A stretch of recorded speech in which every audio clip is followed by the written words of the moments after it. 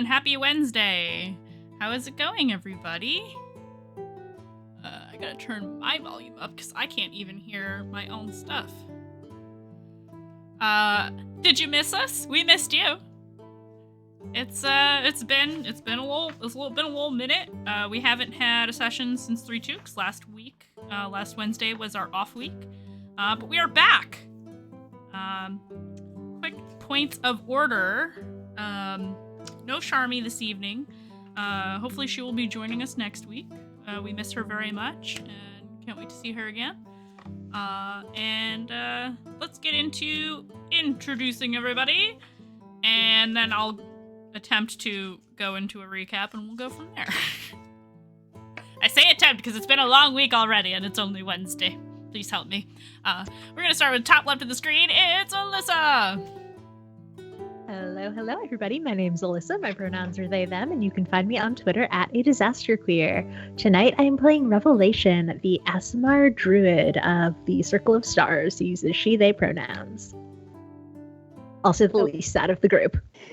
Wow. As far as we know. As far as we know. Wait, the what? Out of the least sad. Least sad. Oh, the least sad. Maybe. Okay. Probably not. Yeah, I'm hearing other things. Hearing tongues, doubles even.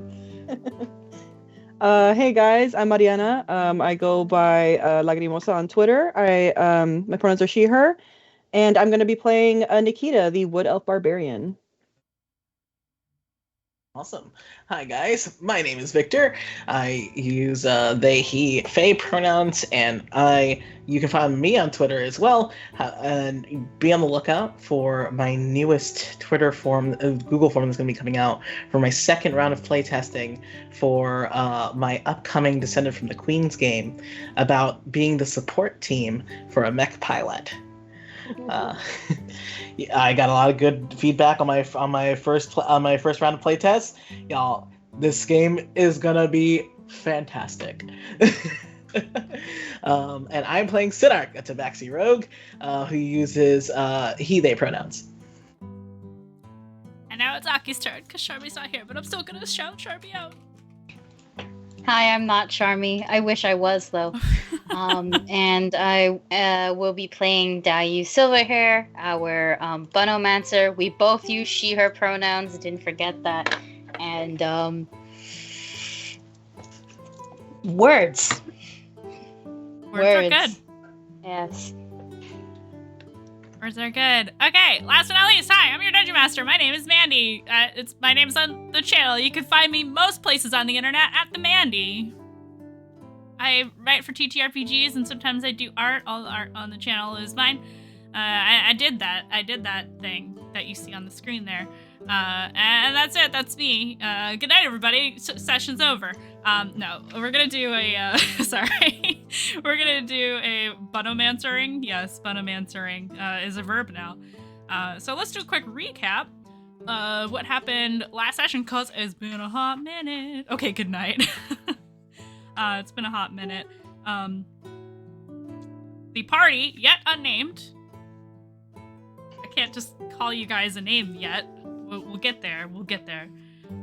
Finished their evening of smooching and bathing and such at the Lady of the Mists bathhouse. What more can I say? There was a lot of smooching last session, and even Smar got some smooches. Yeah. Oh, there were spirits in the bathhouse that I almost said Aki. Oh my god, I'm really brain dead right now. Daiyu was able to speak with. My notes are just like smooching all around. Smooches for Smar. Daiyu reads smut novels, aka Tuskluff. And also spirits in the bathhouse. They went to sleep after all of the shenaniganry. And Sinark was the first to get up to say, not necessarily his farewells, but to inform the kids of what was going on and that he would be leaving for a while. And it was not received very well by Tawny in particular. They had a very emotional conversation. And Rui and Van were also quite upset, but maybe not to the same level as Tani, in the middle of the Hoshi tea house, so that was quite the scene. Aurora got to speak to her parents, Nova and Ragnus, in Cineratus, where they revealed in a secure space that they were already aware of the issues with the barrier, and the first time Nova had seen it personally was out west of Okurai in an area near Botan. But the rest of the party has not been informed of this yet, just as a quick side note, because they have not reunited since that conversation, in which the sun was almost visible in the Veil of Night for just the briefest moment in that region. Daiyu spoke to the priestess Reiko at the Our Mother of the Lost temple where Daiyu resides, to scry with an individual out in Southmore that she hopes to meet up with, and also to pray and attempt to speak to the star, Aluna Seren.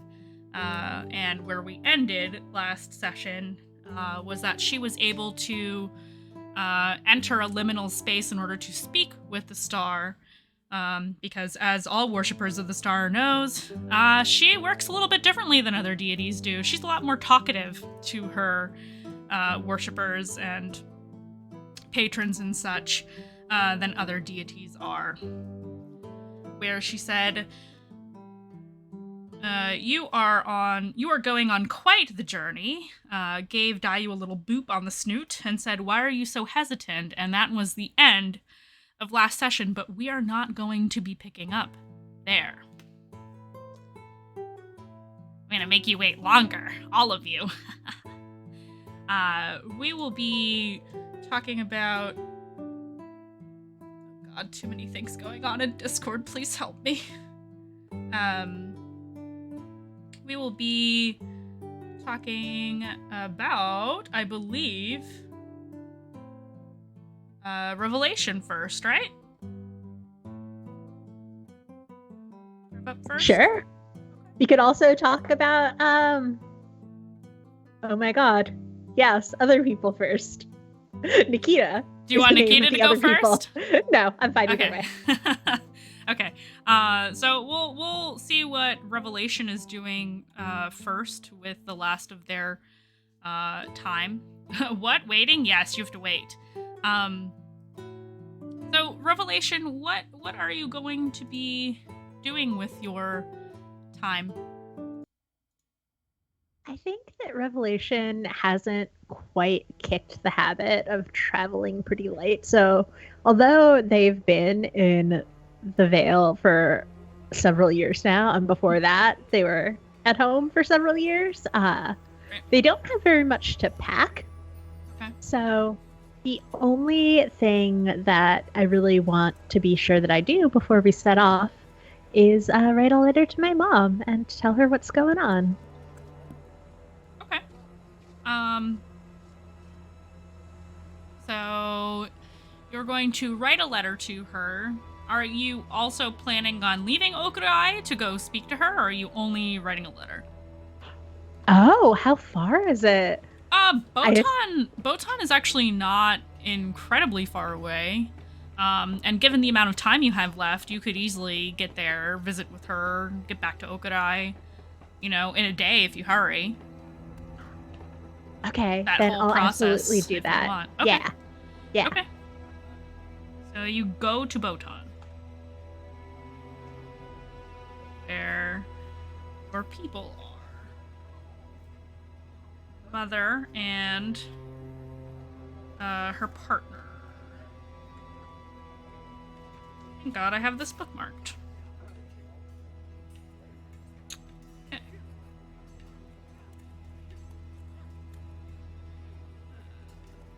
Thought I did. Apparently I don't. Just a second. I actually have to look at our DMs for this, apparently. So you return to Botan.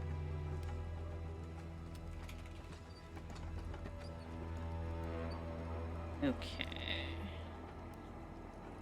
Ismira is your mother. For the folks at home.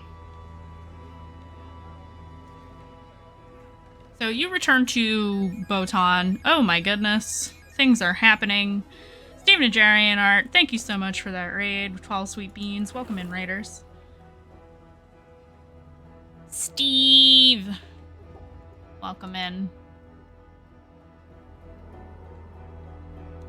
Okay. So, you return to the small village of Botan. It is, I'd say, maybe like, if you walk rather than like jog or trot or what have you, it's probably about a 3-ish. Maybe not 3 hours. That feels like a lot. Maybe like a couple of hours walk. It's not a full day's journey by any means to reach that region. It is quite isolated. It is on the very edge of the western border, and in fact, pull up the Vale map. Yes, I can. I'm gonna bring all of you to this.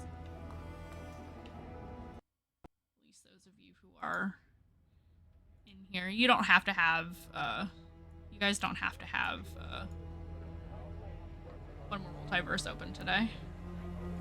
I know it's giving problems to right now. Stop hopping around and let me move you. So really what you need to know for the folks at home is this is the Vale of Night. The entirety of the Vale of Night. Way over here, we've got the Borderlands, which are all of these mountain ranges that surround the entirety of the Vale. The Nightstep Dojo here in the northeast, Rain Lodge, the Bright River where it forks into 2 different branches, the Shinga's Tree, which is outside of Okurai. It is a rather large landmark within the Vale of Night, the City of Dead way over here on the eastern side near some farms, Alior Village, which is next to Lake Alioru. There's some forest areas in the middle here, but it's mostly fields and farmland, and well-worn paths because a lot of people walk here. Like, horses are definitely a thing, but most people choose to walk around. All of these regions here in the middle are farms, and then this area here is usually where people are allowed entry or exit from the Vale in this southern area where there is a small break in the mountain range. And over here we've got, on the western side, we've got Bright Lake, so that's the end of the Bright River West branch. Kusatoge, which is another small village, and then Botan, which is way over here. It is at the foot of a mountain and directly on the edge of the very thick forest region in the northwestern corner of the Vale of Night. So this is the region you find yourself in, walking past a variety of farms and different wooded areas, open fields, rice paddies, quite a lot of them, and eventually find yourself at the end of a very long road, quite the walk. It might even be a little more than a couple of hours now that I'm thinking about it, because, you know, while the Vale is the smallest country, it's not so small that, you know, it's a very quick walk from town to town. It's definitely spaced out quite a bit. So we'll just say roughly around 2 hours. You can get there by lunchtime if you leave in the morning. And Botan is a little bit rougher in comparison to other villages because of its location. Its proximity to the very thick, dark woods that do not have a name. It's just the forests.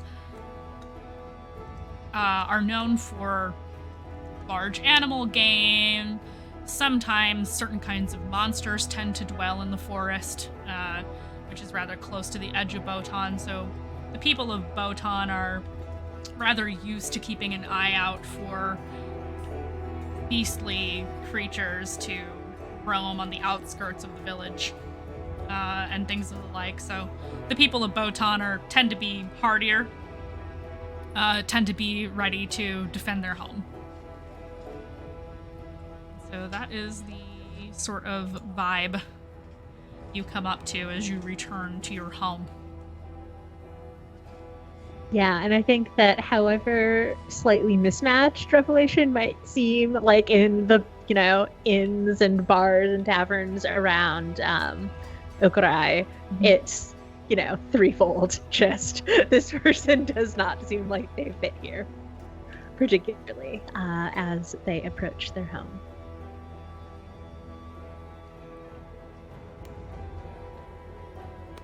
And you walk up to the modest home that your mother, Ismira, actually, a question for you. Do you refer to your mother as her nickname, or do you refer to her just as, like, mother? I think probably just as mother. Okay.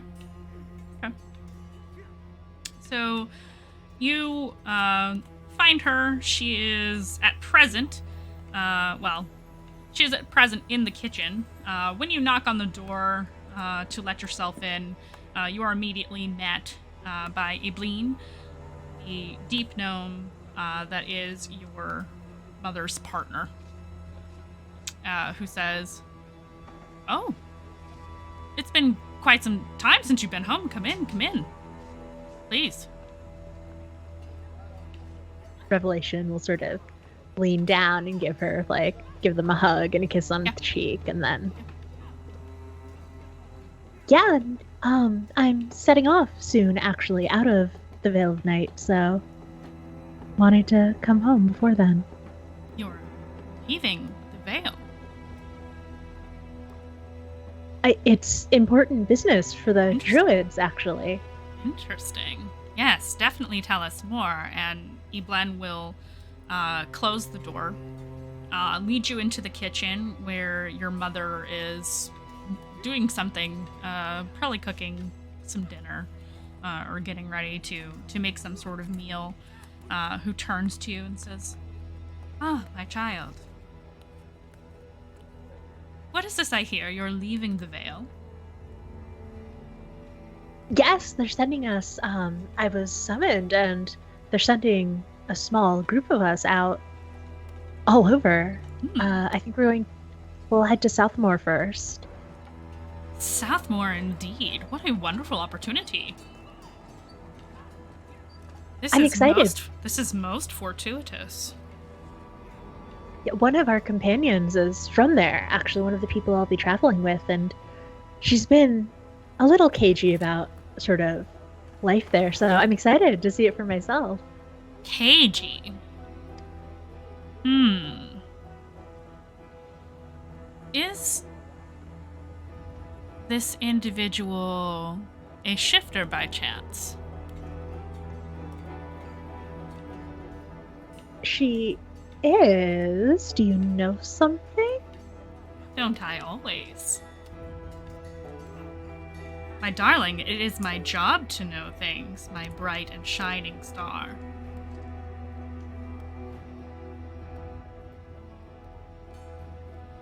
You know, many of the people outside of the... what do they call it now? The necropolis. There are many tribes of such individuals. Shifters and the like, lichens even. Although I imagine those are less common these days since the last invasion of them, anyway. Do I know anything about this last invasion? Roll me a history check.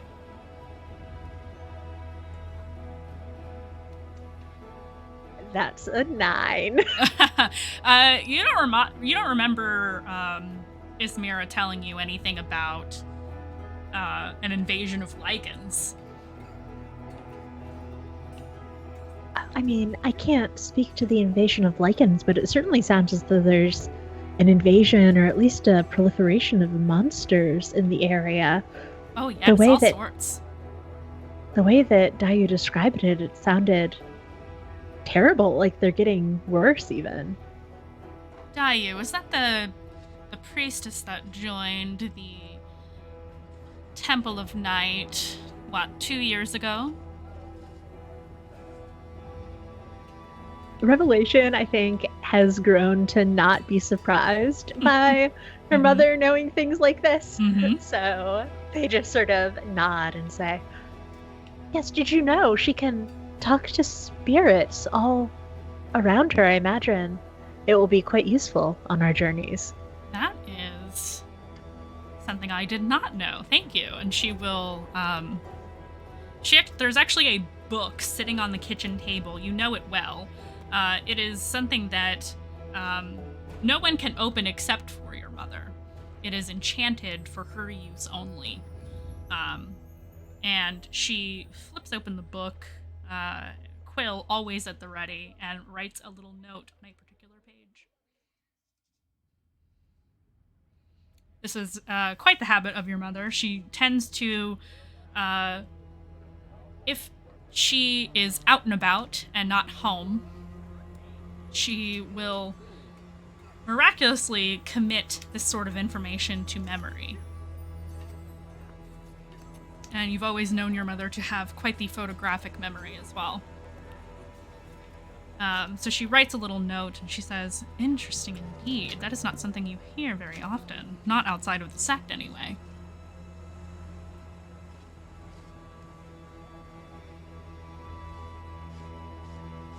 Yet they seem quite civil so far, the ghosts, but I don't know, maybe once we get to Southmore. From what I've been told by the oracles, they don't tend to allow interaction with any that are not friendly. I don't know if your friend is the same. Perhaps you can learn from her. Maybe it is a learned skill. I'll certainly try, Mother. Maybe not everyone, such as the oracles, are born with such things. Maybe it can be learned. I would get close to that one, if I were you.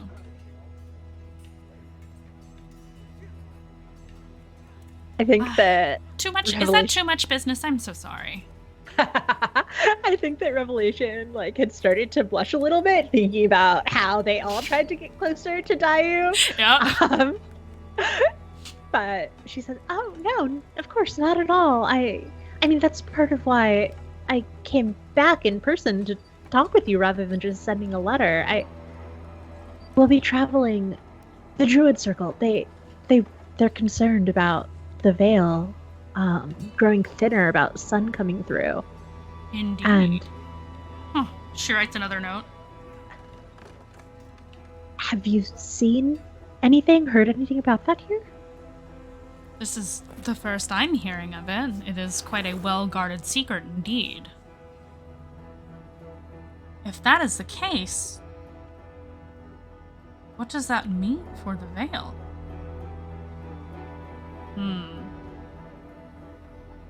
Ismira and Iblan will share a look, and it's a look you haven't seen in a long time, but it's usually a look that your mother gives whenever there is a potential compromise in and around Botan or the Veil in general.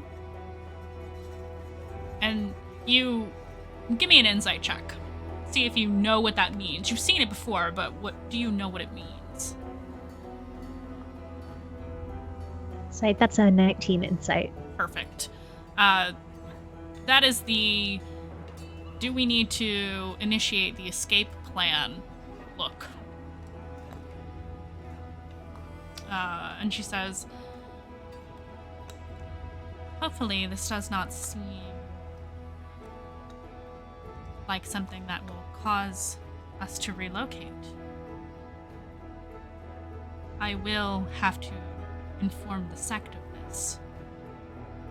Of course, the druids think that there's a year maybe left if we do nothing, but as I said, they're sending us out to make contact with all the other circles to hopefully re-magic it. Well, from what I have gathered, or I should say what we have gathered, there are other places of power, if you could call it that, like the Setesk, which I would like to hear every detail of that, but we can talk about that later. There are other places throughout the world, like the Setesk, that perform similar functions to the Barrier of Night. Whether they are as visible or as obvious as the Barrier of Night itself, that remains to be seen. It all seems to be connected to ancient history, or I suppose what we would consider ancient history. The Obscuration, for example. But there is, unfortunately, very little information about the Obscuration left. At least that we've gotten our hands on. They spoke of it a bit when they asked us to take on this Openly. task. Openly with you, all of you. I could try and press more, say that it's important background for... Yes. See what you can get out of them. If they seem cagey, don't push. If you ask and they seem hesitant, back away. I know you are good at this, but with the Kaligo Shirei, one can never be too careful. And if you do this job and get into their good graces, imagine what we could learn. Of course, I mean, that's why I came to Okurai, is it not? Yes, it is. I know it is not your favorite place. But if you achieve this, perhaps we could deploy you elsewhere. Convince the Kaligo Shirei to send you to other places and collect more information. If all goes well in Southmore, they wish us to go to every country we can find. Oh. This is a good opportunity. Yes, we have been training you for this. You are ready. You are more than ready. It's just, I mean, I know why I would be chosen, why I'm worthy of being chosen, but I don't quite understand why they would see it.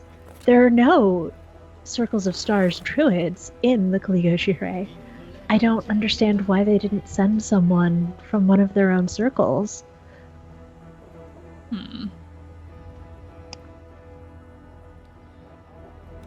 There was a bit of a rumor. Phantom, thank you so much for those gift subs. Sorry.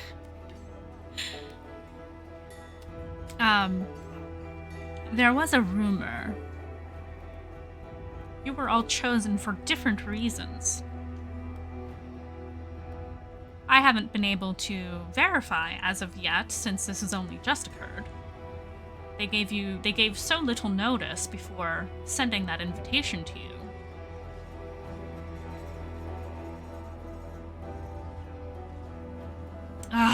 To be behind those closed doors, I would give anything.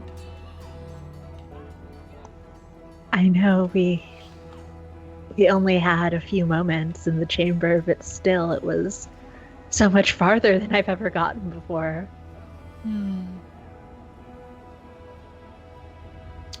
Let's see. You know, I think if the door has already been opened, the foot is already between the door and the frame. Maybe before you leave, you could try to speak to the Kligo Shirai one last time. Why would they say no? You need to know more information about this big mission, don't you? You know.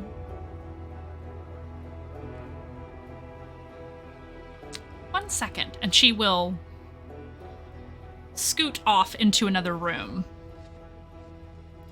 And she will return with what looks to be a small medallion with a piece of obsidian kind of embedded into it. It's almost as though molten silver was poured over the obsidian, and so there's like a little bit of a web working over the piece of obsidian, and it also seems to be melded into the base of the coin, the medallion. She hands this to you and says, "Conveniently tuck this somewhere in the said task. If you can do it within the inner sanctum, even better. But if it has to be somewhere like the waiting room or whatever antechamber they stick you in before they give you an audience, you can do that too. Whatever is easiest for you. And I will take it from there." I think that Revelation sort of tucks it into one of her long draping sleeves. And says, "I don't mean to insult you, Mother, but this won't be traced back to you, will it?" No, I bought it from a noble out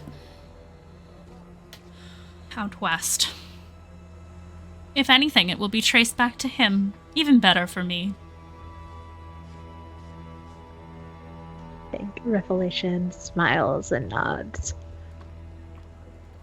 Oh, but that's enough business for now. How are you doing? I got so wrapped up. I was so excited about you meeting the Kligo Shirai that I completely lost myself. I'm so sorry.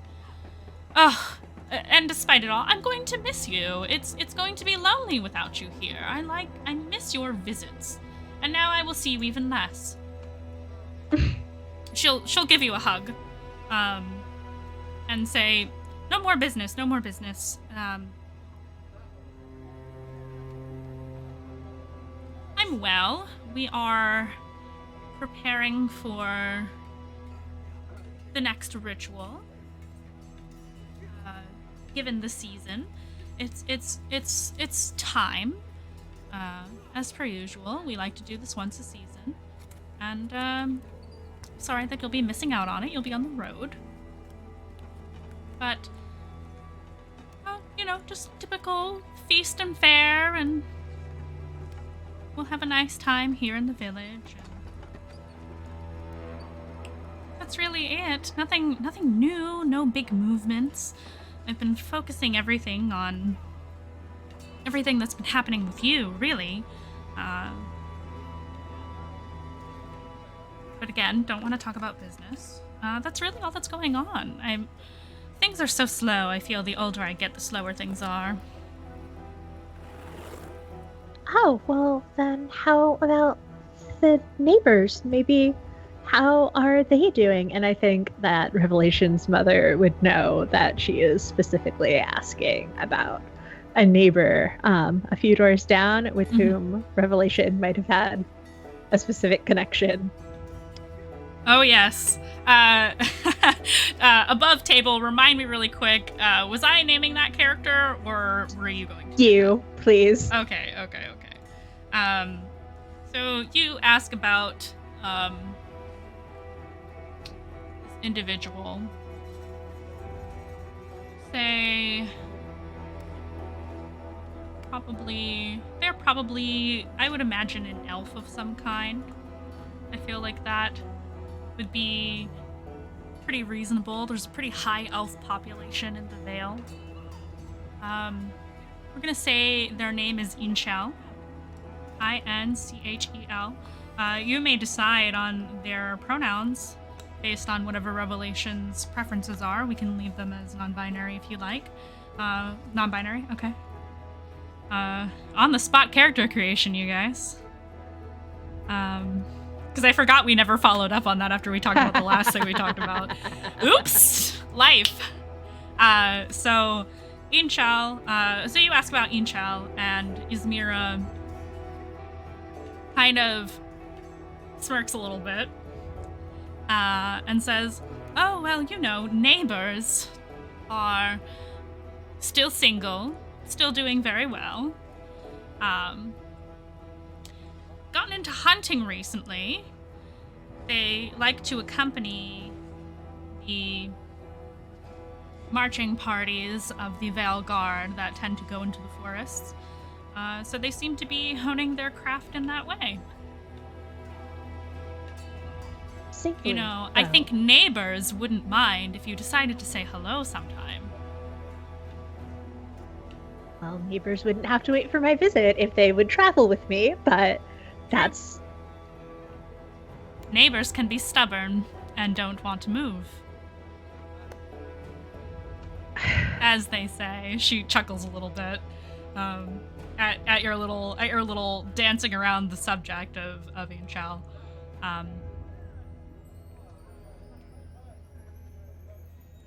Luck die for a player of your choice icon, so that's for Rev.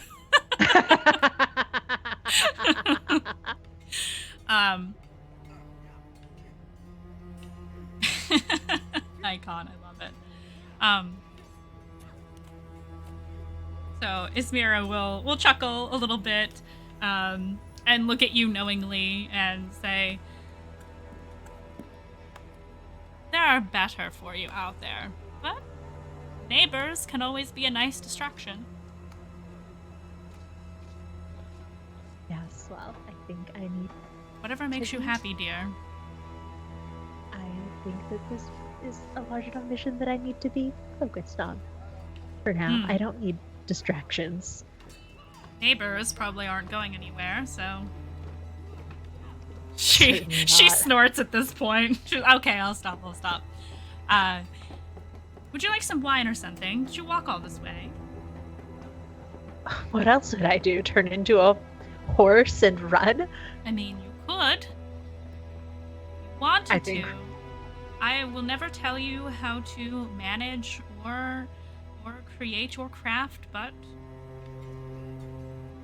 there's never anything wrong with using the tools you have at your disposal, and tools you do have, my dear. That is all I will say on the matter. Let me get you a drink. Are you hungry? Would you like something to eat? Please, I got quite tired from the walk out here. Maybe. Sit.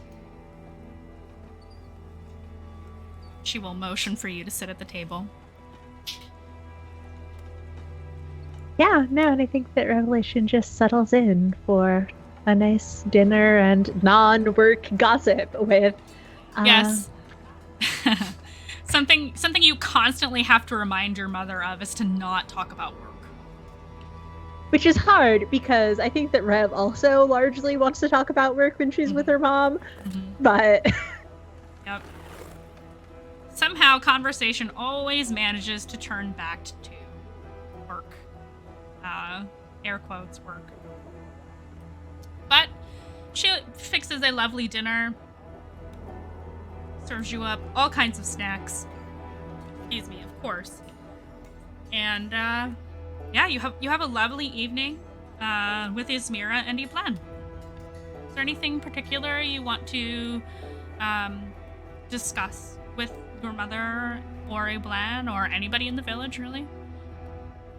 No, I think that I've sort of succeeded at telling them where I'm going and all. I think that any other things I can remember about the conversation with the Klikashire, or about sort of, I guess I will tell them as much about my traveling companions as I can to see if they have any other interesting tidbits to share. I'll say when Aurora comes up, both of them are all a Twitter about that. The Incineratus girl. Fascinating. Like mother, like daughter, I suppose. I haven't spent much time with the mother, but I don't think that that's at all true. Oh. So they are quite different then. Interesting. But both working in service to the Kaligo Shirai. True enough for now, although I think that until that service properly begins, Aurora might be more interested in the bathhouses and... Likes to party, does she? Interesting. Well, that is good to know. And, the Tabaxi gentleman, I've heard of him on several occasions. Apparently he likes to play a lot of pranks around town. He's a friend of yours, isn't he? Oh, he's been very helpful. I mean, we haven't succeeded yet, but he's been very helpful in our attempts to try and break into Zetesk and learn more. I don't remember you mentioning that before. How interesting. Has he told you why he wishes to get information from the Zetesk? I mean, they keep so much hidden away. Who wouldn't want that? If you ever find out, file that away for yourself. And this Nikita individual. I have certainly heard about her. She is quite the mercenary, I'm told. I haven't seen her fight yet, but I imagine that it's a vision. She seems quite committed to serving the Veil of Night. Curious. Very little is known about her. But what I have been told is when she fights, she is quite fierce.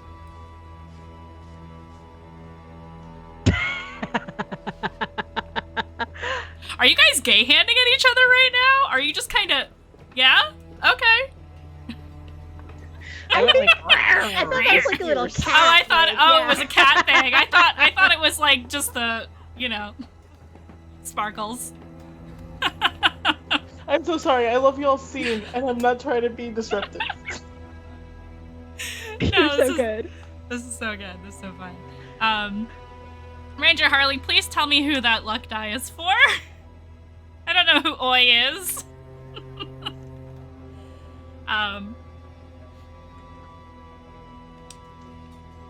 But she will tell you what she knows about each and every party member, and it's nothing too groundbreaking or different from what you already know, with the exception of Daiyu,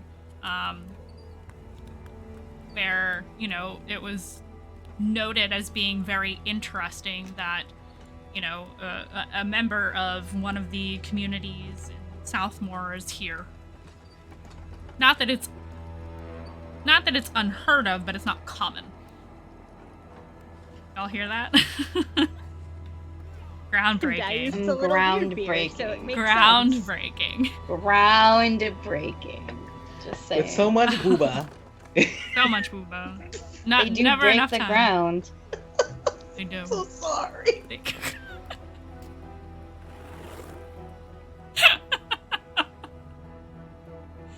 I love you guys. Fucking Oh my God. professional. We're so professional, you guys. So professional. So yeah, you have a lovely evening talking with your mother. As much as you have to very gently steer her back to non-work topics of conversation. Anybody who might have been looking at the outside in on this conversation, not that there is, but if anybody in the party were witnessing this conversation, they would be like, wow, your mom's a workaholic. All she cares about is work. Squirmalex, hey baby. Oh, everybody be good. We got a Twitch partner in chat. Ooh. So fancy. But she gives you hugs and snacks for the road, and if you need any money, she of course is like, let me give you something, or maybe you should get it out of the Kligo Shirai. I mean, I'll still give you money, but like take their money too, kind of stuff. Kind of conversation. Rolls for deception. Yeah, tell me what you roll. I bet it's not going to be high. Your deception rolls are not good. Square Alex, everybody. I used to play D&D with her every week. But yeah, she will offer you everything she possibly can. Anything you want from her, anything you need, she will try to provide, or otherwise, an almost, not quite, almost tearful farewell.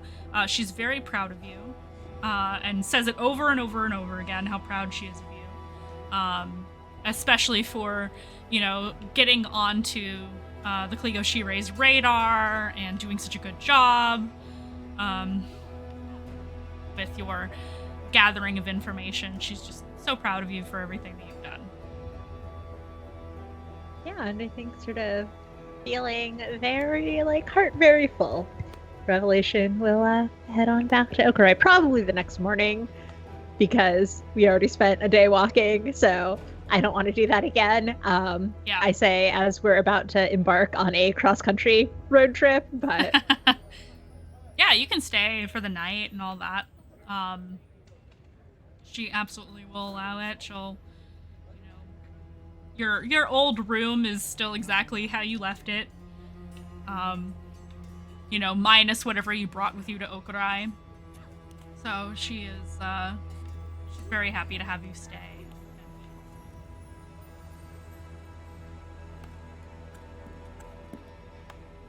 And I'll let you ruminate on that. We can think on that a little bit. If you end up later wanting to do anything else while you are in Vocon. But we're going to over to Nikita. Hi, hello. Hi, hello. So, Nikita. What sort of, I know above table what you would like to do, but... Right. What would you like to do? Based on how, the last session ended, I feel like she kind of started paying attention to how everybody's kind of like branching off to go talk to their connections, and she's gonna realize she didn't really take time to make connections in the city besides just trying to build that reputation up to kind of like get that confidence to speak to the head, I guess, and give the news. But especially after meeting Iragon and how she was kind enough to extend a hand, I think Nikita would probably take her up on her offer and try to see if she could land a conversation before she leaves with Iragon. So you head through the various... Actually, I'm going to switch to the Okurai map so I can share that with the folks at home, because I don't remember if I did or not. Oops, abrupt music change. Oh, sorry.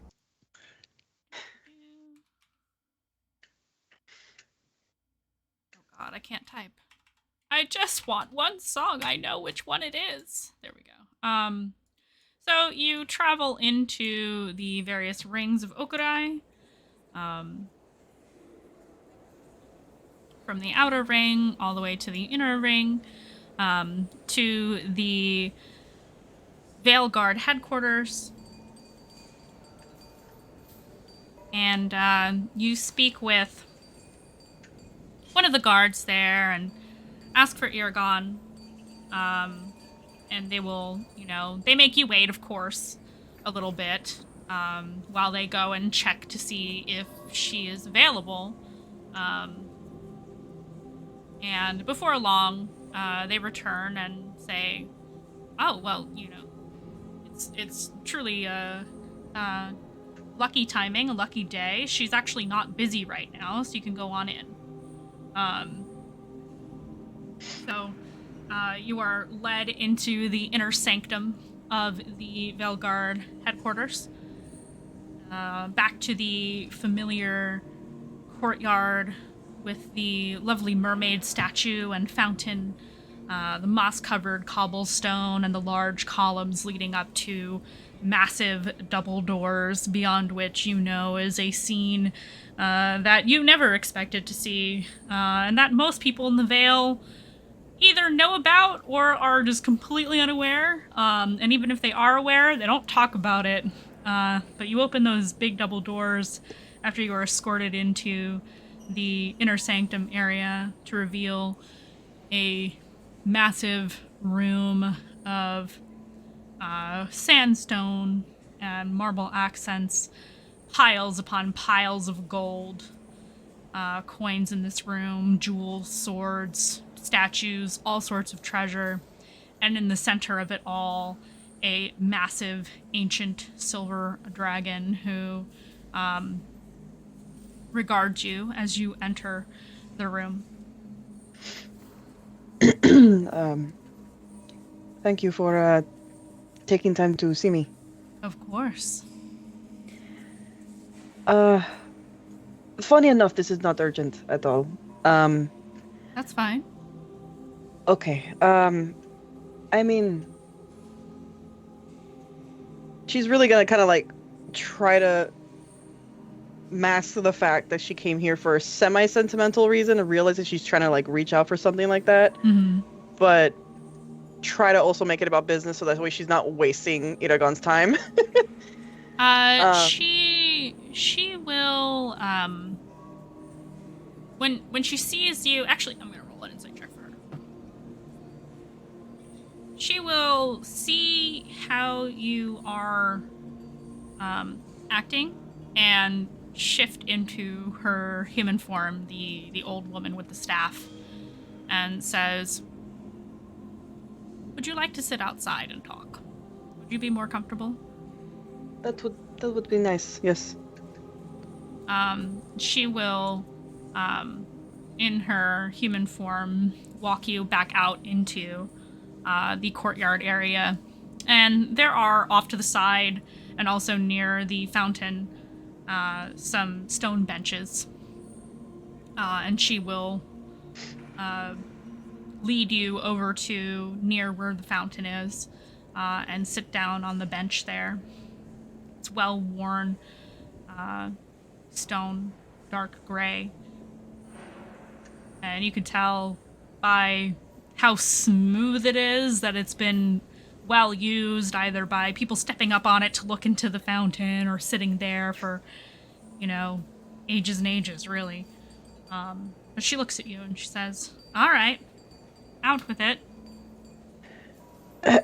Well, I don't know how much connection or knowing you have about what the Caligoshire is doing and up to.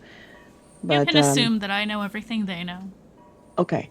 Well, yes, I guess I have that on my mind. And I suppose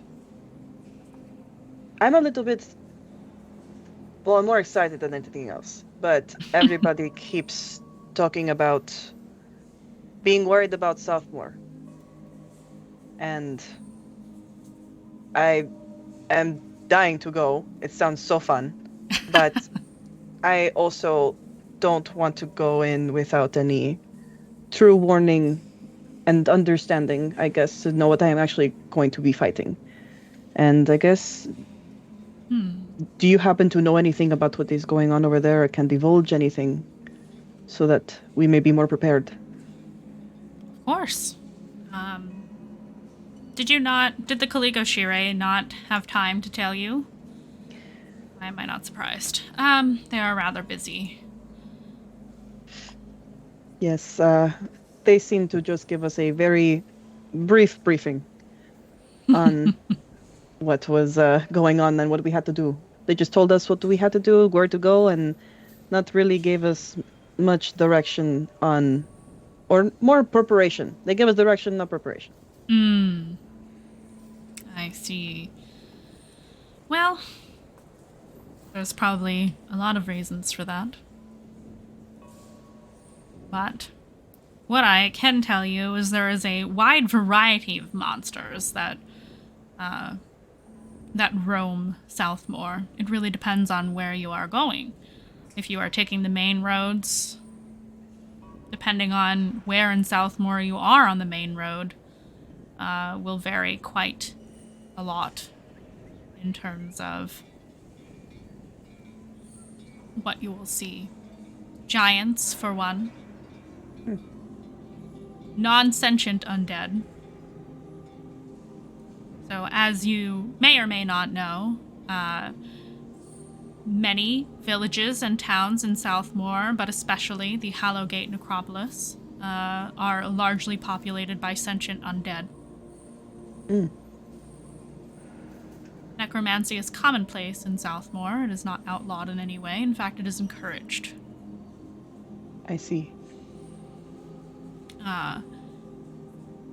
They have, in the cities and towns and such, it's more of like a... You wouldn't normally put these two words together, but a ethical necromancy. Okay. Usually individuals with last wishes will specify whether or not they wish to continue living beyond death. So it's with the consent rather than just being raised from nothing. Oh yes, they are not mindless. They are brought back as revenants. So, are we supposed to stay away from that kind of thing, or, I mean... She shrugs. It's up to you.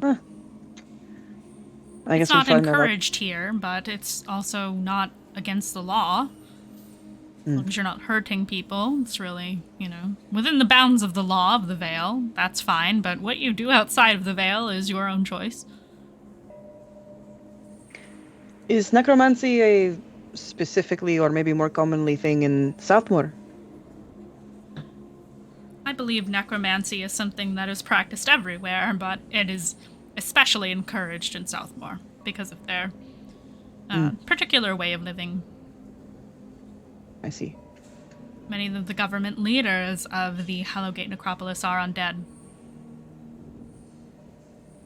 That's good to know, actually. Yes. So don't be surprised when you see a talking corpse asking you for tea. Or out to tea, for that matter. She shrugs. Okay. They eat. Food. Okay, I was wondering if you were maybe implying I should buy tea and bring it to them or something. Oh no, I'm so sorry. Oh, okay. That was a joke. She's like gonna be like, phew, like.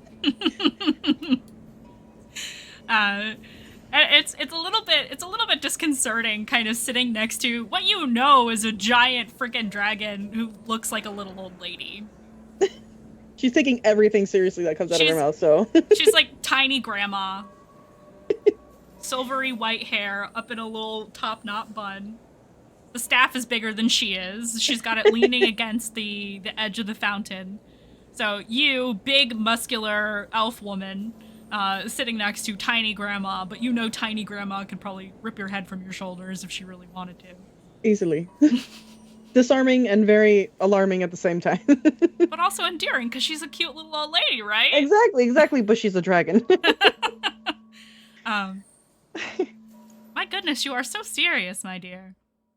I'm sorry, you're very influential and powerful, so I'm still a person, Nikita. We can have fun, You're right. I'm also not very... I mean, I came out of nowhere, really, to the city. I know. So, I guess that kind of also leads into the next... Or one of the reasons I came here, to be honest. I don't have really family or friends. I'm fine with this reality. But I realized that... I guess I saw that people were trying to seek out some kind of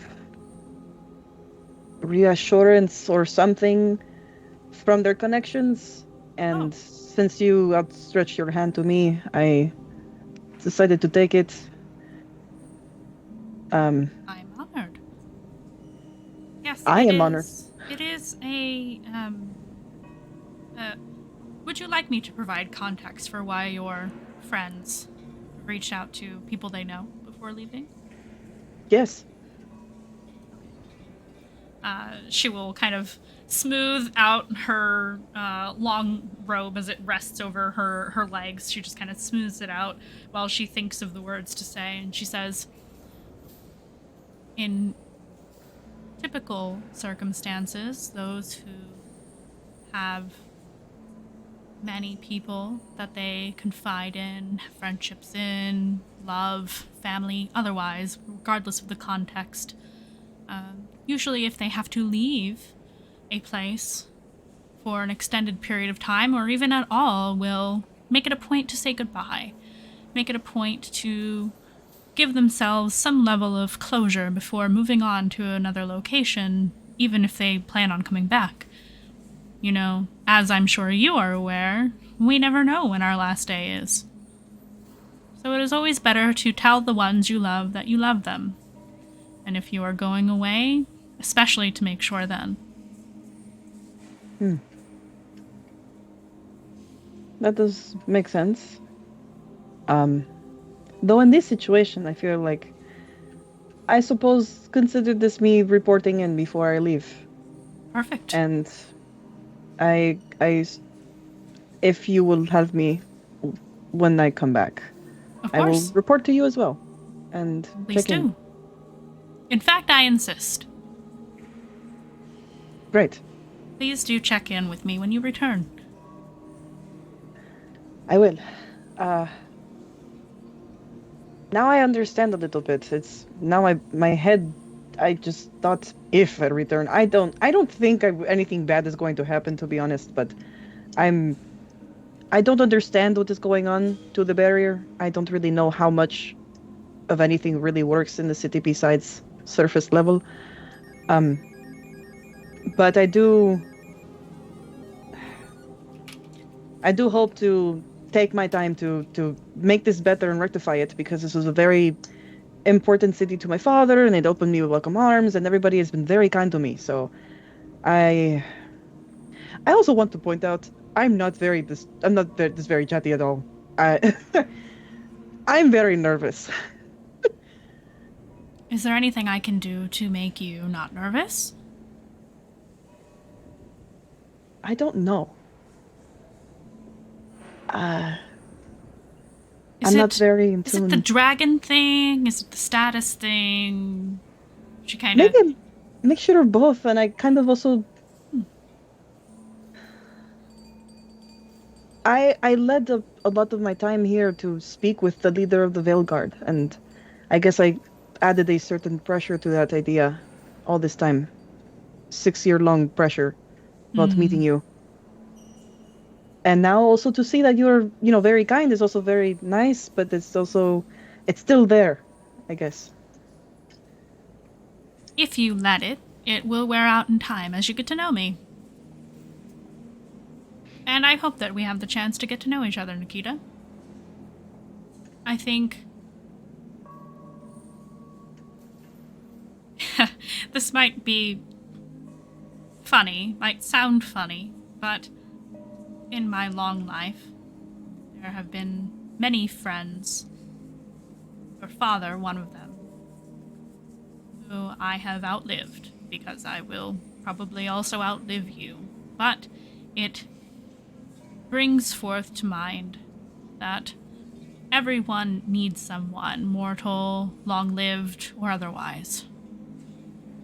And knowing that you don't really have anyone else anymore, I would like to be that person for you. Even if it's just to report in or look for work. Let me be the person that you contact when you come home. She feels really warm, like Grandma it's been vibes. a while. Yeah, and it's she doesn't know how to make that connection just yet, because she's only really had a relationship to her father. Yeah. So again, this is a very different role and a different person, and again, somebody she admires and sees in high regard. So she's kind of like, I guess I don't know. I feel like she's really assessing that, like, she's feeling that new connection, and now can say, like, there's, like, two people that she really admires and holds in that regard. Thank you. I didn't understand the need for it, but I think I understand it more now. She will smile broadly at you and say, "Good. I hope you learn more things like this. I hope you find that in your new party members." I'm learning a lot about them with just one day. Interesting. Yes. Sorry, I'm... Bonding. Yes. We can leave it at that. She gives you a little wink. Yes. I don't know what else to say. Thank you again for taking the time to see me. Did you want to ask about your father while you're here?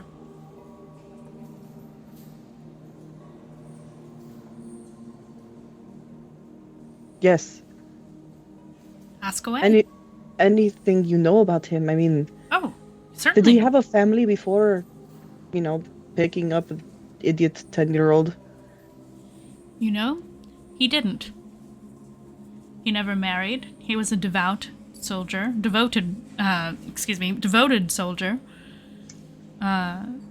He was an orphan. Oh. He came from the Okurai orphanage. Immediately into service when he came of age. In fact, he tried to pester me to let him into service early so that he wouldn't have to go to school anymore. He was a very insistent man. He was a very insistent boy as well. I did learn some things from it, but... He was always determined to protect others. I don't know what created that.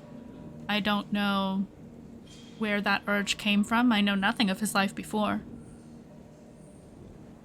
Other than, that he was an orphan here. I don't know what age he was when he went to the orphanage. I don't know where he was before that. He never seemed interested in learning where he came from. And so we didn't really speak of it. But as soon as he was of age, he joined the Vale Guard. He was actually my squire for a little while. And then I quickly decided that that was a little too much trouble. He did calm down as he got older, though. As I'm sure you know. Yes. I mean, to be fair, he was already an old man, but he still had a lot of energy, to be fair. I don't want to write that off either. He trained me. He was...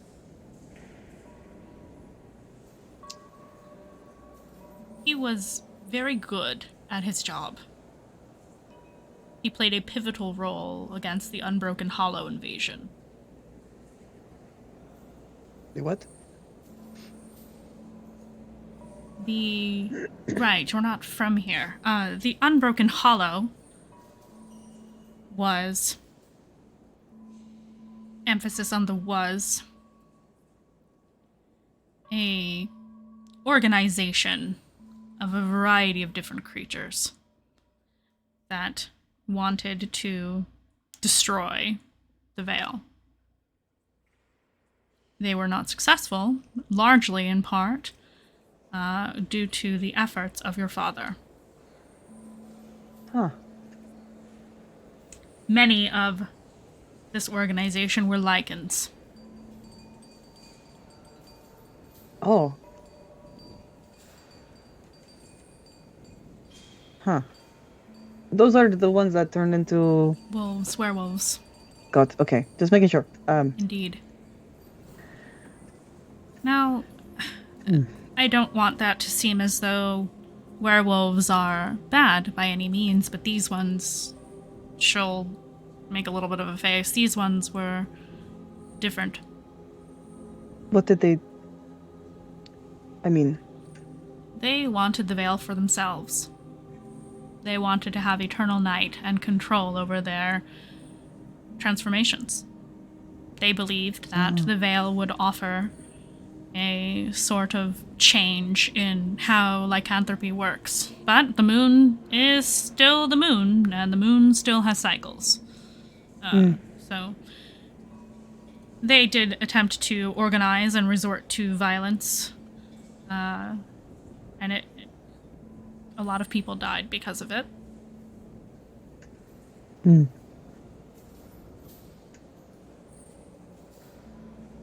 That's curious. And my father helped in taking them down. Yes. He was actually the first one to try to negotiate with them, but they refused. So he was the first one to strike them down. She stands up a little proudly, or sits up a little proudly at that. That sword on your back is silvered. Did you know that? I did not know that. It is. Huh. If you ever come across such a creature, either shifter or lichen, that is an enemy to you, know that that sword will certainly do the job. Noted. That is very good information. And I should also keep it away from... Yes, keep it away. Keep it away from Daiyu. Yes. Good to know. I should like to meet all of your friends when you return from Southmore. Sure. I can't... I mean... I can't imagine that right now. To be fair, yes. there are some that I feel that would just wreak havoc in here, and I mean... they will take something, probably. I won't let them. She smiles at you broadly. Right, of course. See, this is what I mean. I'm just...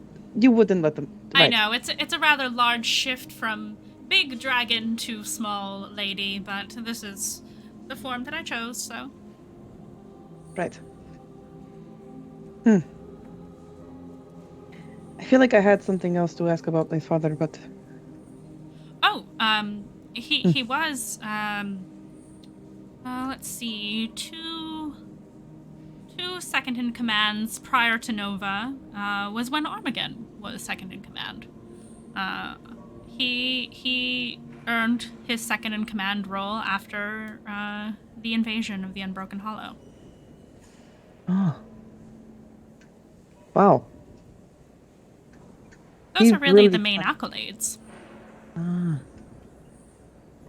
I guess I do have one question, since I only know one other orphan from Okurai. They seem to be very well connected. Did he have any friends growing up here, or did they all enlist together, or what's going on? Yes, I believe he did have friends in and around the city, but who they were, what their names were, escapes me. I wasn't really familiar with them. I don't know if they are still here or anything like that. Shame. I was wondering if you happen to know, because, again, you know a lot of things, so... I can ask around. Although, he was not an unfriendly man.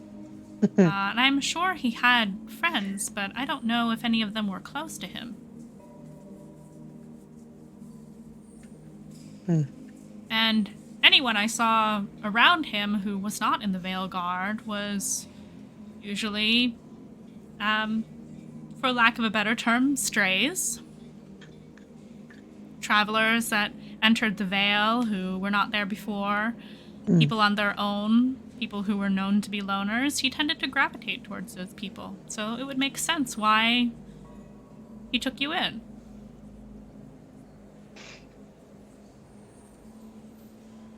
I will say, it is very interesting to hear somebody speak of somebody else in the past and then see the connection to how they were even in their late life.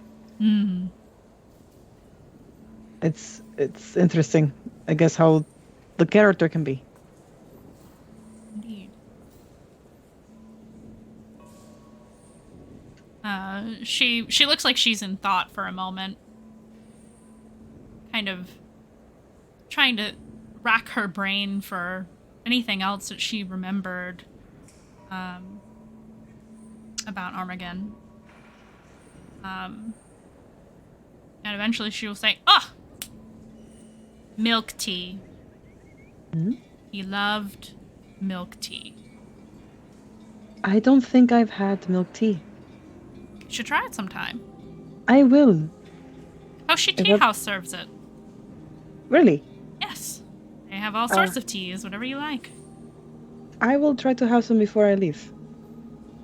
I think that is a wonderful idea. Thank you for that. Of course. I mean, he did have a sweet tooth. I remember that. that translates. It does. Huh.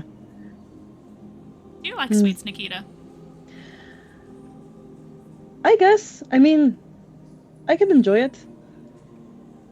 I don't know if I have a favorite anything, though. Should I be thinking about those things? I think if you experience something and it gives you a feeling that you'd like to experience again, maybe that could be a favorite thing. Something that stands out to you. Like a particularly good piece of cake. Cake. Cake sounds good right now, actually. Until she, like, clarified what she meant, she was like, bathhouse? Question mark? Like... That's my favorite.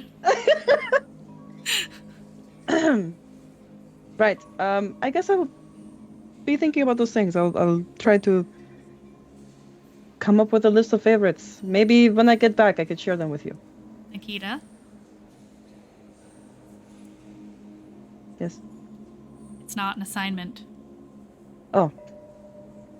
Do it for fun. And because you want to. I could understand that part. I'm a very... I realize I lived my life here in Okurai very differently than I normally acted, even back at home with Armagan. I don't know... The ladies in the bathhouse explained it to me that it's grief. Yes. I don't know if that's maybe... Am I going to be like this forever? She considers for a moment.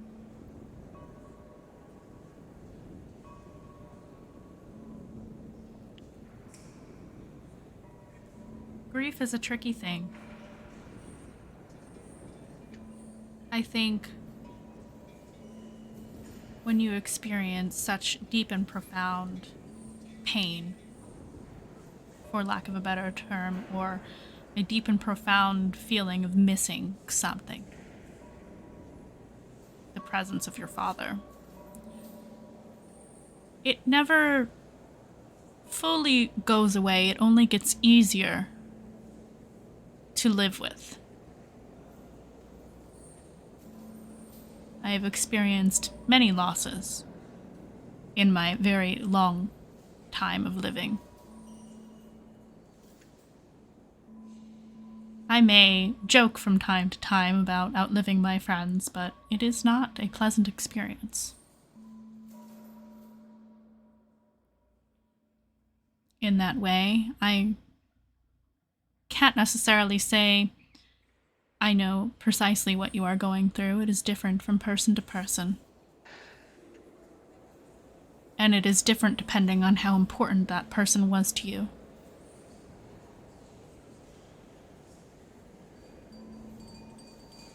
I did not know my family.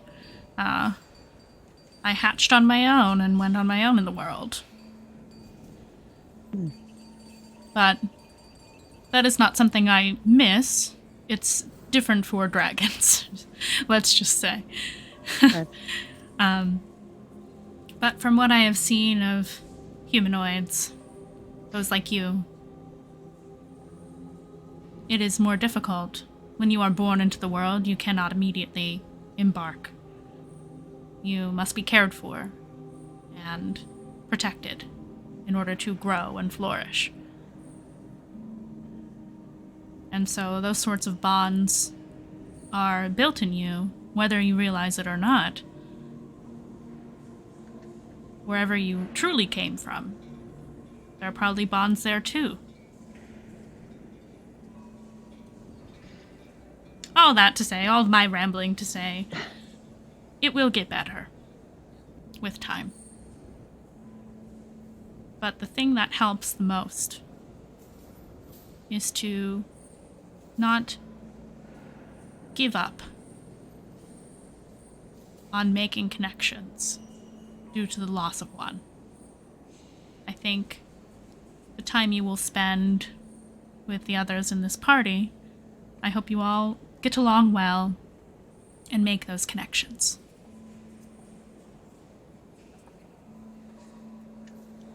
I think Nikita is gonna grab her mask and kind of put it up and just like kind of lean on her knees a little bit, or her thighs.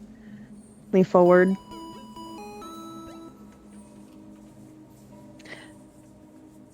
I think that is one of the main things I guess I do want to learn as a personal assignment. I know you're not giving me an assignment, I'm sorry. But the only connection I ever really knew was kind of torn from me, and I don't know how to see the world after it's been taken from me, I guess. I had a previous understanding of everything as a child, but he taught me a lot, and he taught me about pride even, and I am proud of him and proud to be his daughter. And after that was gone, I was a wreck for 6 years. And some months and days. Still am. Not as much as before. I was a straight up wreck when I got here. I feel like I'm rambling now, but I thank you so much for teaching me about connection as well. And offering a new one. Of course. I think it is only right.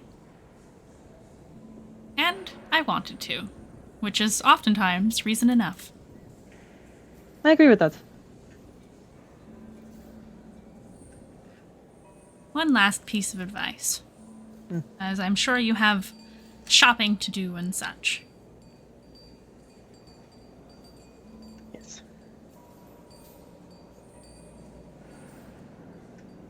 Don't dwell on the ending.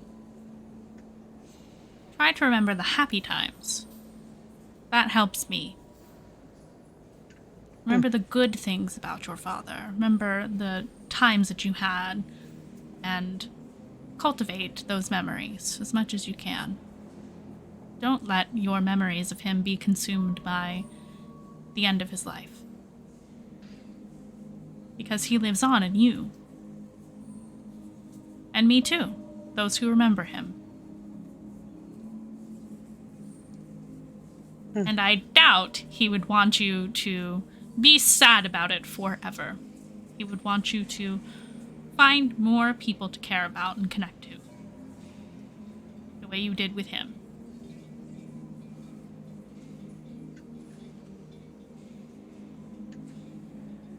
I'll try my best to do that. I don't know how to form them myself. Sometimes it just happens. It's not always a conscious decision. I think you will learn that in time. Much easier said than done, of course. She's gonna put her mask back on. Now here's an order. Go have some milk tea. Yes, I'll go try that. I'll go do that. I'll see if I could maybe drag my party and maybe we could bond some more in a more normal way. Sorry, I'm going to go. Thank you Okay. so much. You're welcome. You make sure the Kaligo Shire give you some spending money now. If they're sending you out into the world, they should pay for it. It's only right. Can I make demands to the Calico Shire? I believe part of what the package is they might have offered you money. You just may not have picked it up as of yet. I think you're right, actually. Mm-hmm.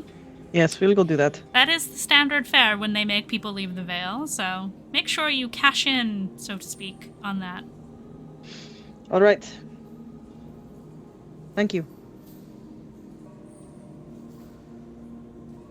Be good. Have fun. And be safe. Those you. are orders as well. Okay, Aragon. Thank you. Bye, Nikita. Bye.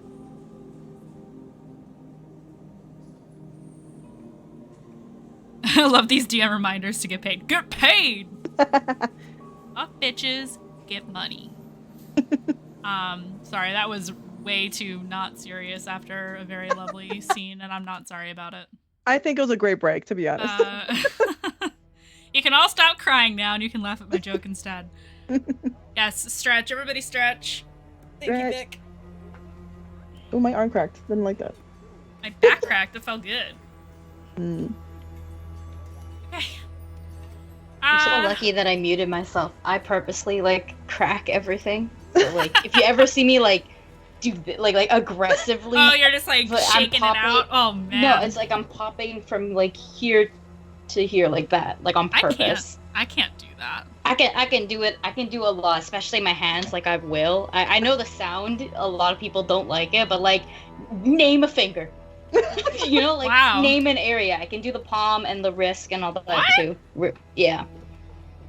I don't think I've ever cracked my palm before. Yeah, it's a weird one, but Oh. it's a fun one. Yeah, plus one I cracking. can't do it all the time, but when it happens, my whole hand goes numb for 5 seconds, and then it goes back to full battery. I'm like, wow. Interesting. Maybe this is why I don't get carpal tunnel. Oh. I Couldn't just be me. reset my hand. I know it's a little early, but let's take a quick break, and then we can brain out a little bit and see how we feel for the rest of how session is going to go. So everybody, get up and stretch. Get a snack, get a drink, hopefully a cozy beverage or other sort of beverage like my White Girl White Claw. And we will see you in 10-15. We're never on time. See you in a bit. Bye.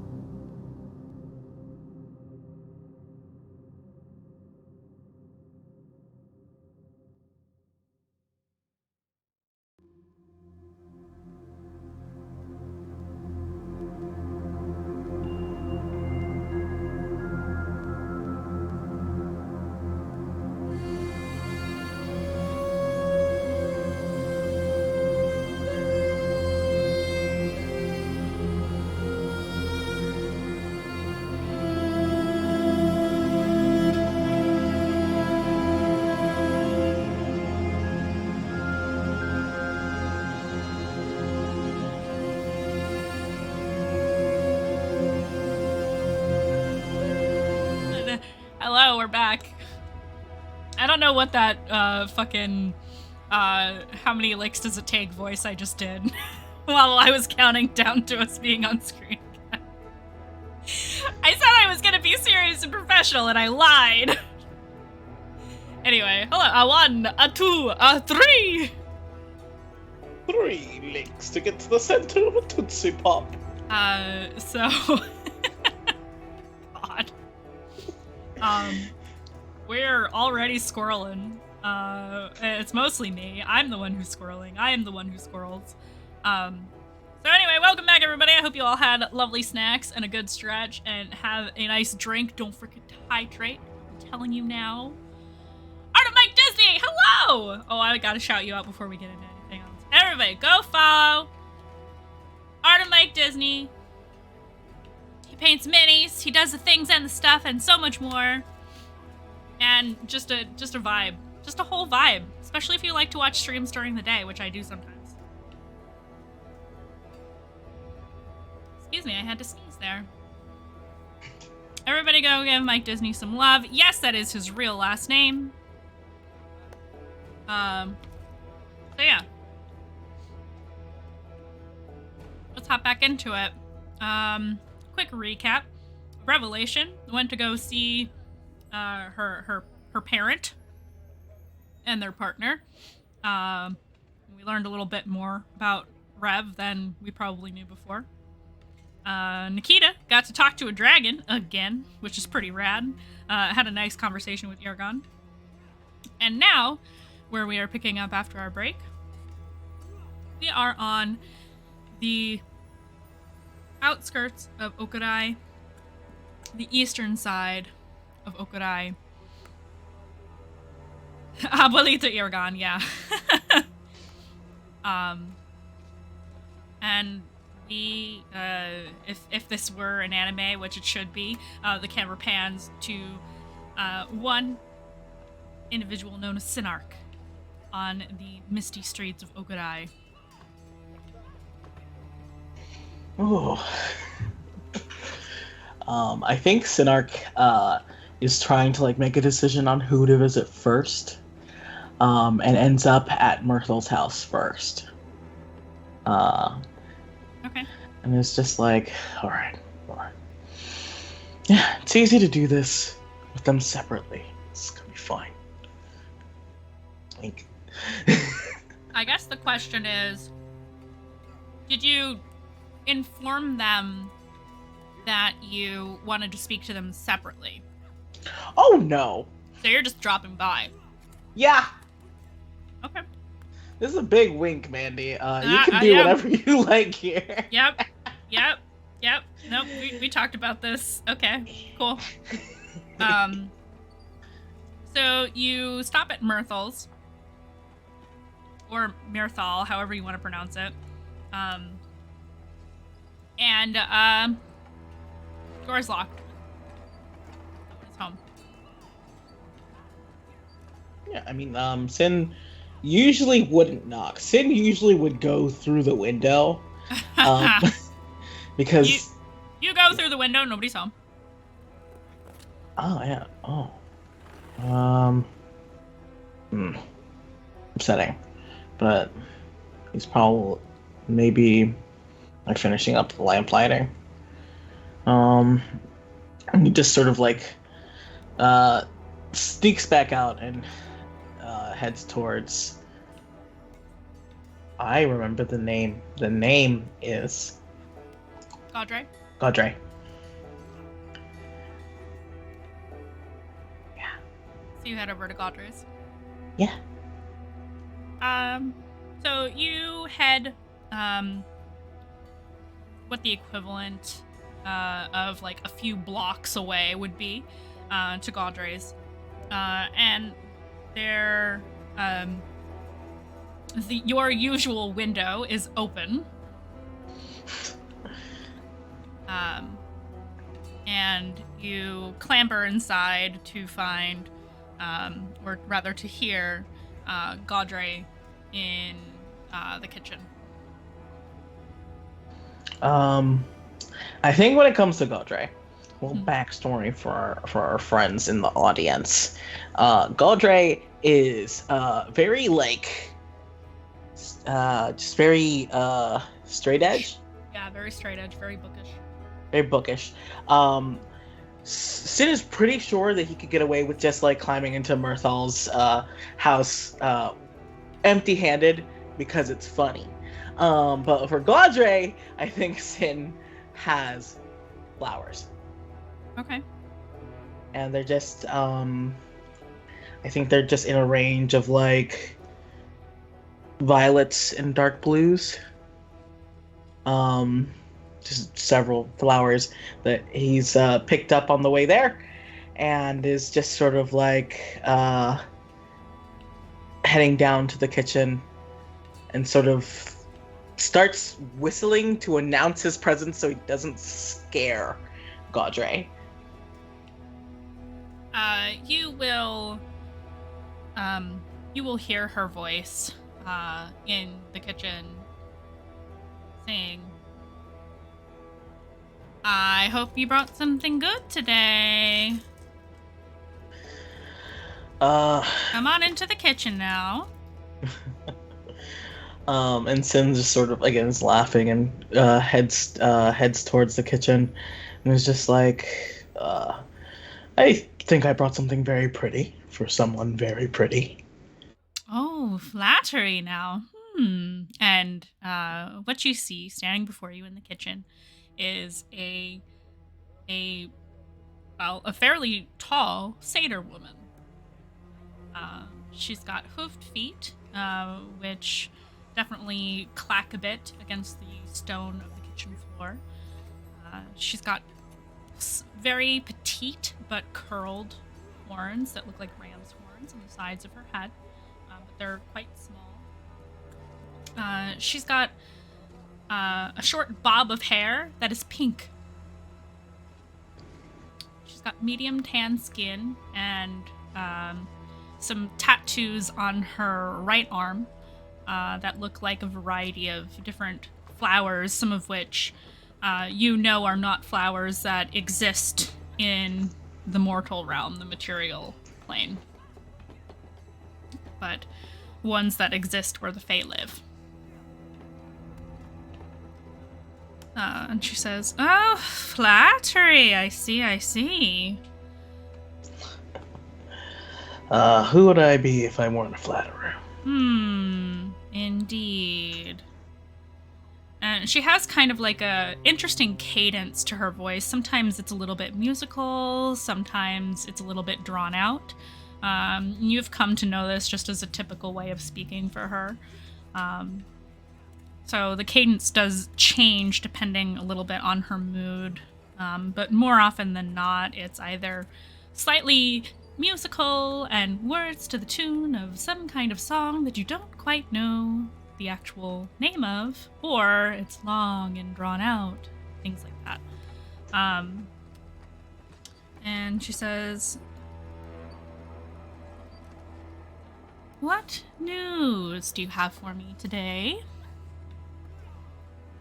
She takes the flowers and puts them in a vase.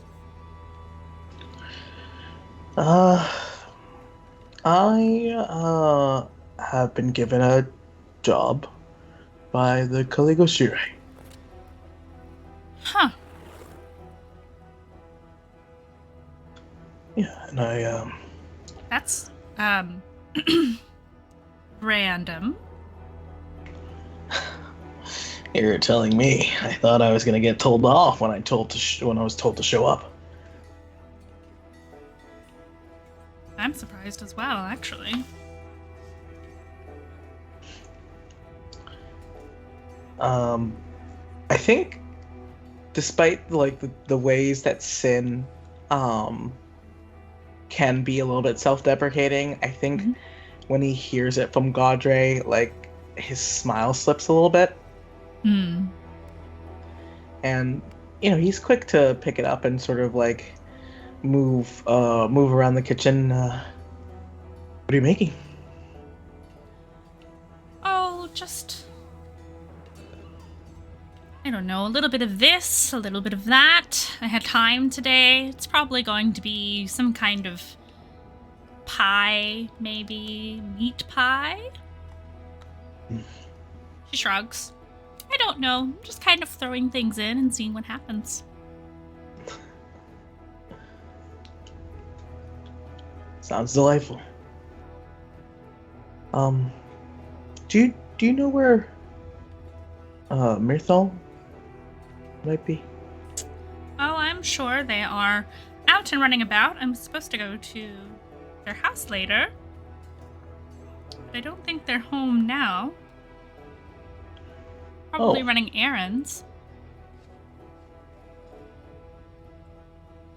Okay. And like Sin sort of like leans back against the counter, and it's just like, Oh my goodness, sorry. Oh yeah. Lark assembled Hi, a guys. party of 84 sweet beans. Hello, everybody. Welcome, Raiders. I think Sin sort of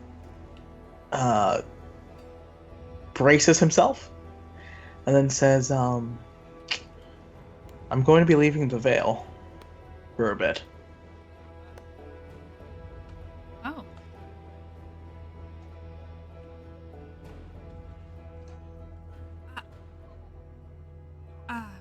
This is rather sudden. When do you leave? For how long? Yeah, I just got told yesterday. Where it's a little party meant to go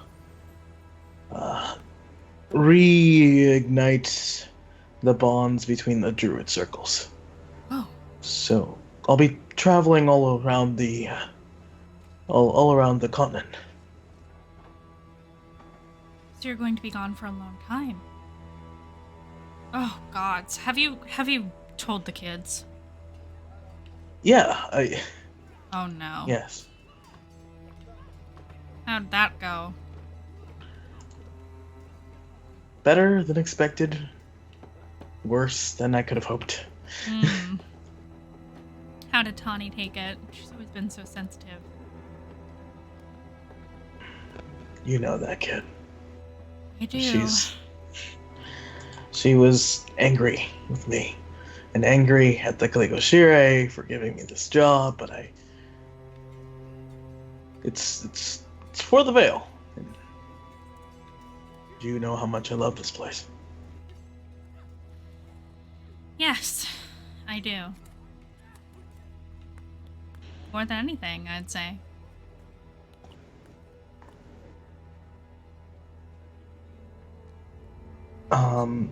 I think he crosses his arms and he's like, actually, can I take an insight roll? Yeah, make an insight roll. Where did my die go? Okay. Ooh. 12 on the die plus 2. 14. I'll say, what are you trying to ascertain? I'm trying to ascertain if Galdre is like actually mad or just being sarcastic. Little bit of column A, a little bit of column B. Cool. Probably mostly sarcasm. You've had moments in recent history, since your departure from your relationship, where she will sometimes be more open to joking about why y'all broke up than Myrtle is. Myrtle tends to avoid the subject, but Gaudre will occasionally jab a little bit at you. Not necessarily out of malice, but partially maybe because she still feels hurt around what happened, especially because you are all still close. There hasn't been a ton of distance between the three of you since things happened. Yeah, I think Sin bites back the first thing he says, because there is definitely a feeling of defensive-ness. Yeah. Like a frustration that builds up there, and then he sort of drops his arms and gives like a soft little bitter laugh. Mm-hmm. It's just like, well,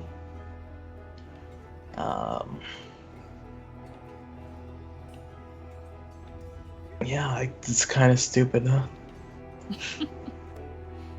I don't think it's stupid to love her. Although, I suppose we'll have to place Tawny under some kind of surveillance to make sure she doesn't try to follow you. I did. That child is always on your heels. She's a good kid. I did weasel a promise out of her. Oh, dare I ask?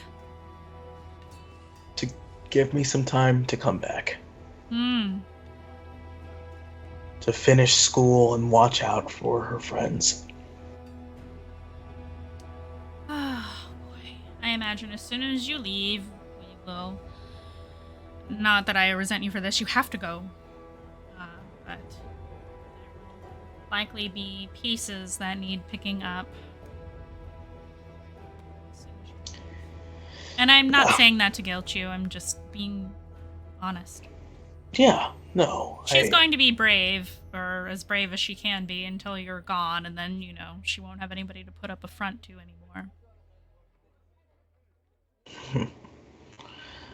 Yeah. I know that type of kid pretty well, I think. No, Tawny she's gonna be fine. I'd be more worried if I don't come back by the time she finishes courses.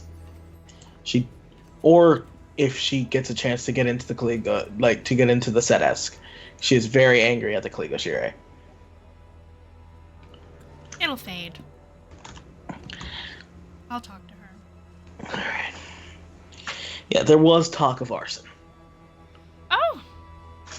Well, Yes, yeah. Can't have that. My archives are there, and I need access to them. So, also, the place is, well, for lack of a better term, worded out the ass. So, she could try to set it on fire, but she wouldn't be able to. Also, pretty sure Irgon would be, very upset. Tani, she is much more concerned with her upset than others. As children often are.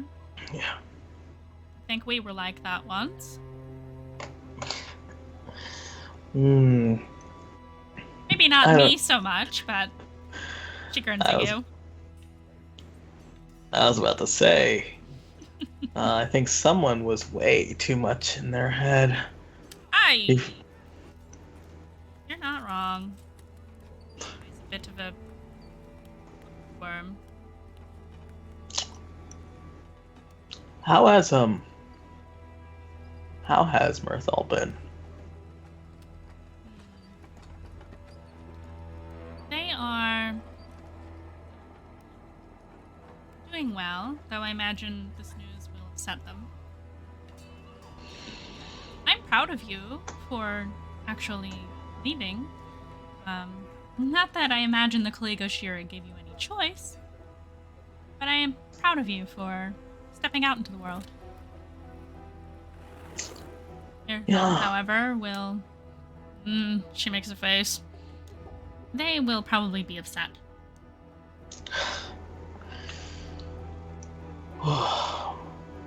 Yeah, it's important.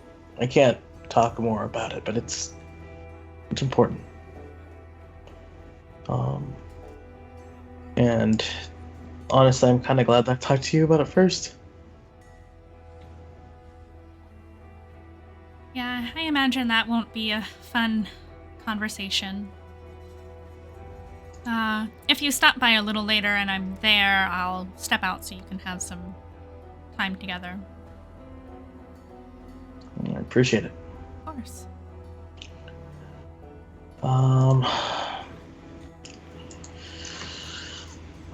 Unless you want me there as a buffer, I mean, up to you. That wouldn't be fair to you, darling.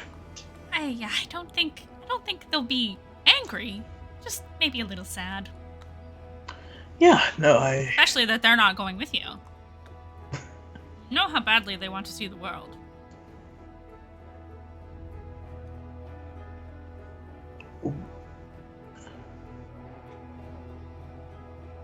Why?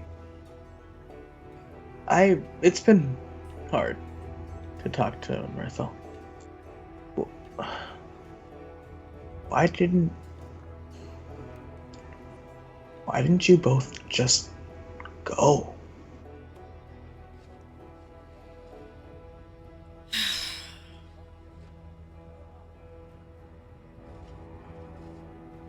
They decided to wait a little bit.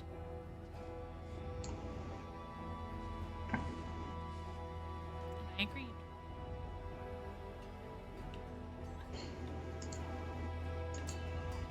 All right. It's a lot to navigate, you know. It's different without you. It makes sense why things happened the way that they did. Although I wish that things could have been a little more amicable. There are things I certainly regret. But she looks down and kind of smooths her hands over the... My audio's cutting out? Bah, it's because I lowered my voice. Hold on. Let me just move the mic closer to my face. Is that better, people at home, before I continue what I was saying? Okay, cool. It's because I was lowering my voice. My mic hates me. It's fine. No, shout louder. Fine. I'll say she lowers her voice, and she looks down and kind of nervously rubs her hands over, smooths out her dress, which is also pink. She likes pink. She wears a lot of pink. Very femme, very girly. And she...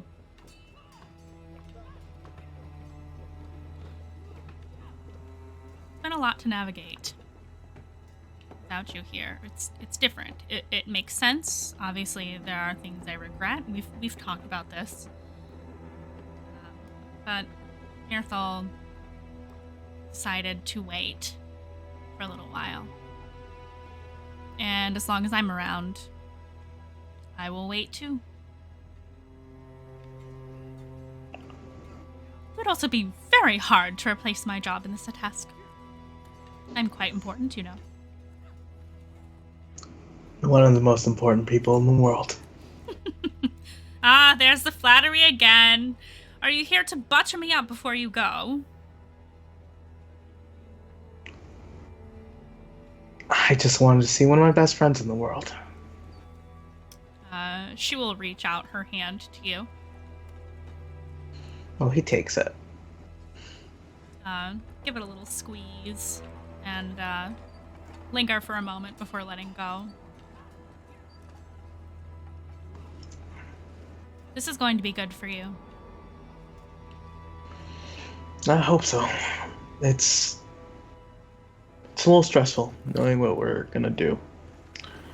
You know, if I'm not back in like 10 months, I'll send you a letter where we are. You, Mirthal, and the kids, you should come see us. Take a little vacation away from the Vale. We could do that. We'll play it by ear. And Yeah. if you want to send letters sooner, you can do that, you know. Especially if it's a love letter, she says, laughing.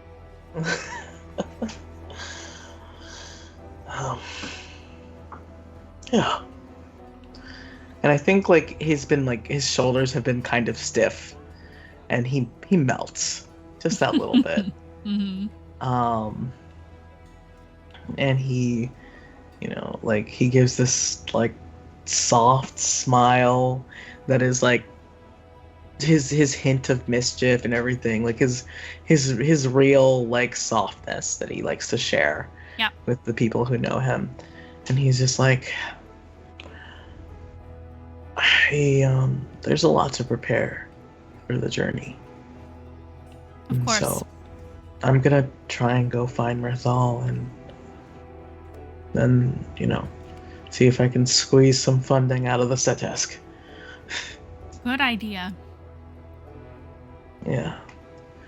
A very, very clever woman once told me, don't work for free, Sin. Oh, I wonder who said that. Couldn't be me.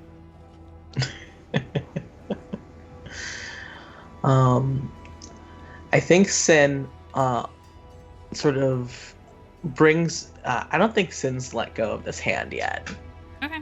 And I think Sin brings it like halfway up to his face, and then looks at Gaudre and is like, may I? Of course. And he kisses the back of her hand and runs a thumb over where he kissed, and is just like,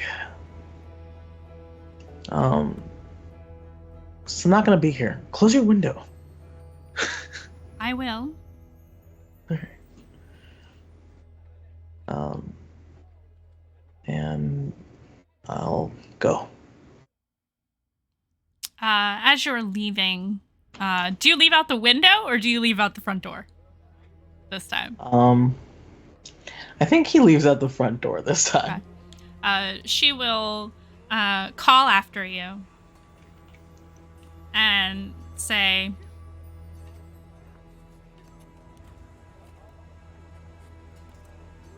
try the mid ring if you're looking for Mirthal.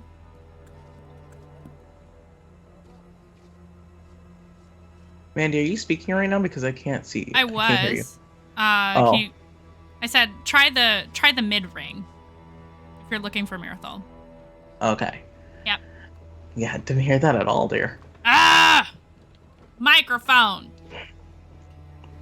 I just have to shout, apparently.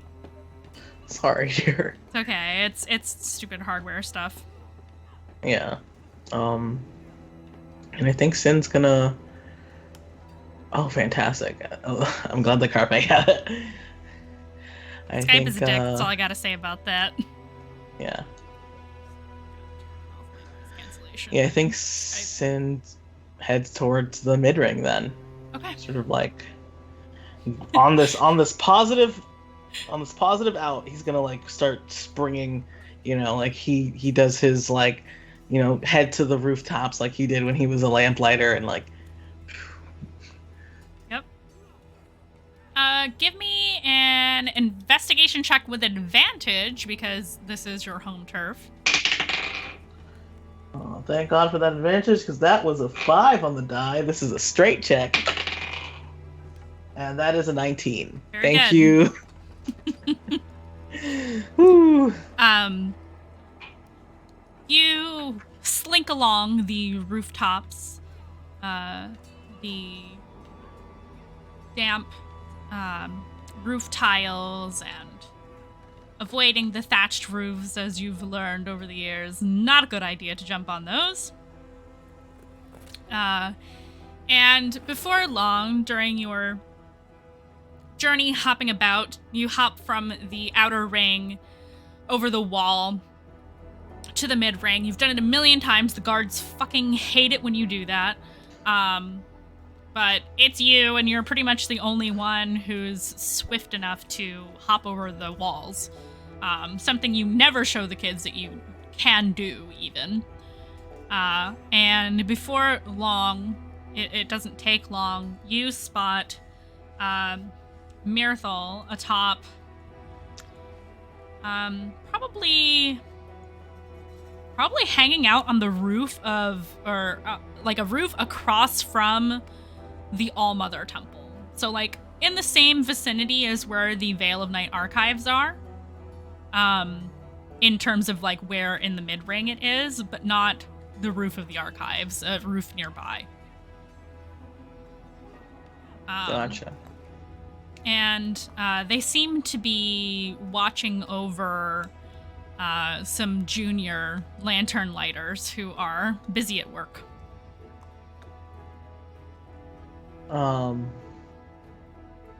Yeah, just when you're on a rooftop, Sin starts whistling again, the same tune that he did for Gaudray. So Mithril knows that he's coming. He doesn't want to scare them, and sort of heads towards the roof. Would you say that the tune that you tend to whistle at these two, is it the same song every time? Since they were kids, it was their warning sign when they were about to do a prank together, that if someone was coming. Since it's been the same song forever. And Mirathol will turn in the direction of the sound to quickly spot you, locate you, even in the dark. Being another tabaxi, not hard for them to do. And they'll wave at you and wave you over. Sin with the radio playing Nickelback. Please don't. Sin has good Nickelback taste. is not that bad. They're not that bad, but I imagine Sin has even better taste. Sorry, I'm gonna ruin the moment real quick. Oh, they no. wave Sin over and goes, "Look at this photograph." Yes! Look at this photograph. Okay. Every time I do, it makes me laugh. God damn it. Yeah.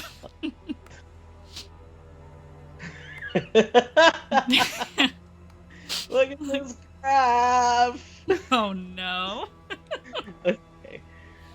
All But right. yeah, Okay. Mirathol will wave you over.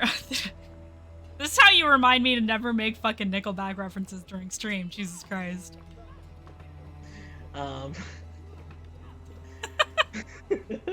Mari's been dying this entire game, Yep, guys. the entire game. We've been fucking messing Mari up all him. game. Got him. I don't want to know what's going on in the notes chat right now. I'm hilarious. That's all you have to know. Of course you are. I can't wait to read that after. I can't watch it during stream. I get distracted. But yeah, so a good laughy bit before Sin heads over to Mirthal and is trying not to like look like nervous. He's so nervous. Mm-hmm. It's just like, hey. Oh, hey. What's up? You don't usually follow me on my route.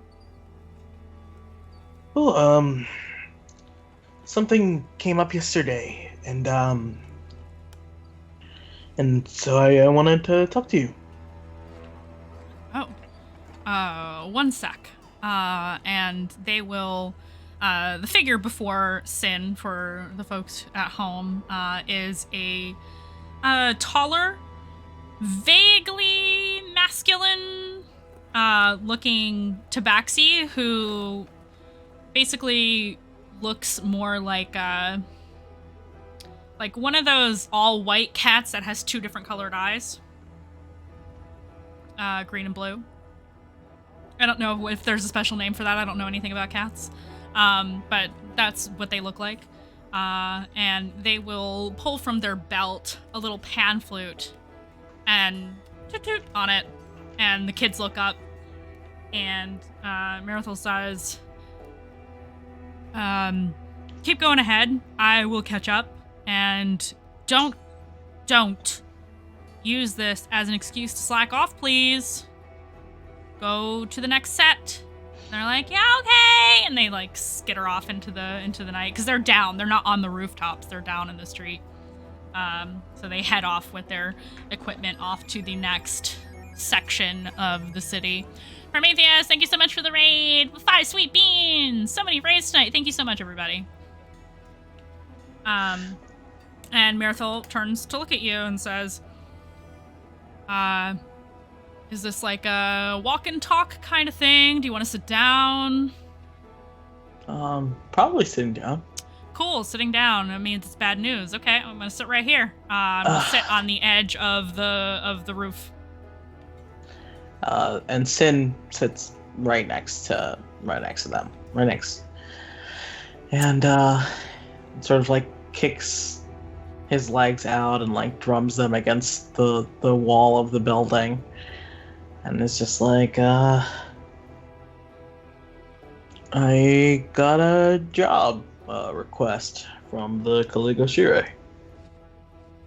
Oh, big leagues. Wait, like, they don't hate you? I thought they hated, like, a lot of us, because, you know... I mean, mostly you, because you're the one who causes all the green light fuckery. That was hilarious, by the way.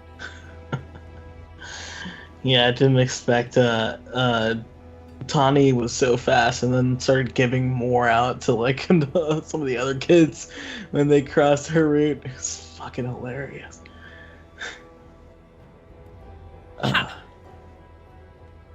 So,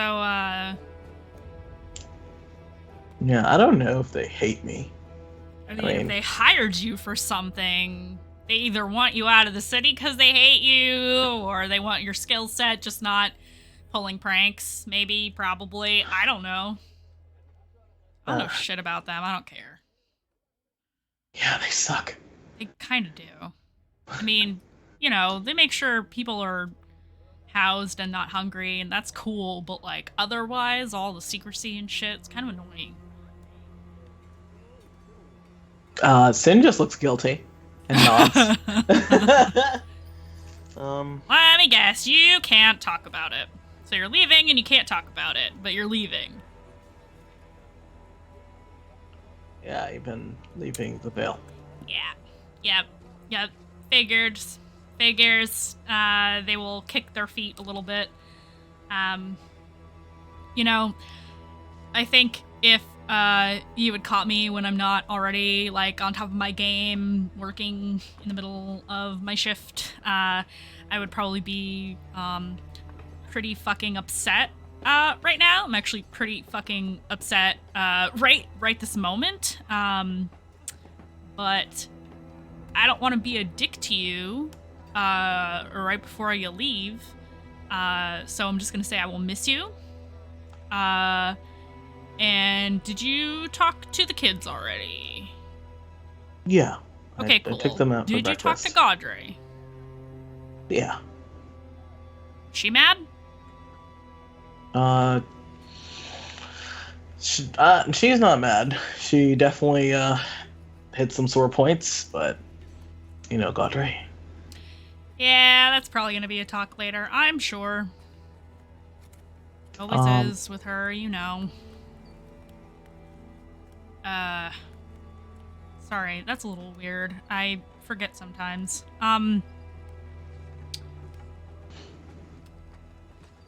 So you're actually going out and about, a little bit jealous, not gonna lie.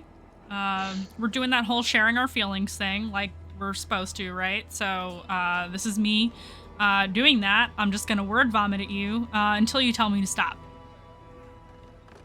Okay. That's kind of hard because I love hearing you talk. Oh, man, not with the fucking flattery. You know, That's not flattering because it's true. Oh, man, okay. You know, not making this any easier on me. Sorry, I could be a dick. I would almost prefer, keyword, almost prefer it. You know, I know, like, Gaudry is kinda salty still about stuff. I'm not as salty about stuff. So, like, try to not die out there. That would be cool. What else? I'm a little bit mad that I'm not going with you. Obviously, that's out of your control. I'm not mad at you. I'm just, in general, mad at the situation. I'm sure Tani was fucking pissed. How'd that go? Because, like, Rui and Vaughn, like, they're good kids. They'll just listen to whatever the fuck you tell them. But Tani's like us. Tani wanted to burn down the Setesk. Not like she'd be able to do it, but that's hilarious. I would like to see her try. Oh, you know, maybe not. Eragon would, yeah, I feel like if Tani explained the situation, Eragon would be like, I get it. I'm pretty sure Eragon would give her quite the talking to and not looking like an old lady. Tani wouldn't get caught. Nah, she's pretty fast. She's almost faster than you. She's gonna be faster than me soon. She's trying, man. She talks about you non-stop, even when you're not around. Non-stop. Sin this, sin that. I'm gonna be faster than Sin one day. I'm gonna be as cool as Sin one day. I'm gonna do what Sin does. I'm gonna follow him all over the world, wherever he wants to go. I'm gonna go too. Blah, blah, blah, blah, blah. Ugh. I think Sin starts crying. I think he's been like keeping like a pretty good face, and then he just sort of like suddenly like covers his eyes and like his shoulders are shaking, and it looks like laughing. Like he's like, oh, this is funny, like, and with Mirthal like listing things off, and then it's a sob. See, you were supposed to tell me to stop when it was too much. Do I hug you? Do you want me to hug you? Can I hug you now? Please hug me. Okay, and they'll hug you. Give you a big freaking bear hug because they're bigger than you are. I'm sorry. Was the Tani thing too much? I didn't realize it was that bad. You didn't do anything wrong. I'm just. You're crying after I said things. I feel like it's my fault. We're doing the feelings thing, right? We're still doing that, yeah. like they said in therapy. All right. Okay. Like Sin reaches out and sort of pats Mirthal's chest, and it's just like, all right, Okay. I hear what you're saying. Can I tell you a little bit? Yep, I will shut up now. You speak. Do the things. So, yeah, I don't want to go. I'm terrified. I'm really scared. And I can't tell you exactly what's going on because I think that it's too scary and I think that it's dangerous and everything, but like the reason I'm going is to keep this place safe. And also because it felt like they were not giving me a choice. But like this place is too important to me.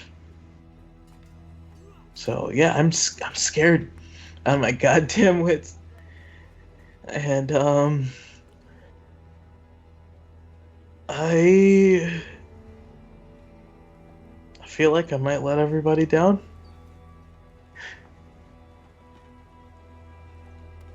I don't know. It's what I kind of do. Let everyone down. You will hear an audible sigh in response to that. But they wait to see if you have more to say. And after a little while, when you don't say anything, they'll say, okay, that's a lot. I'm gonna list stuff off now, so that I can keep my brain, organized. You know how, everything moves kind of fast up there. So, first, I get the whole secrecy thing. It sucks. I'm sure there's a good reason for it.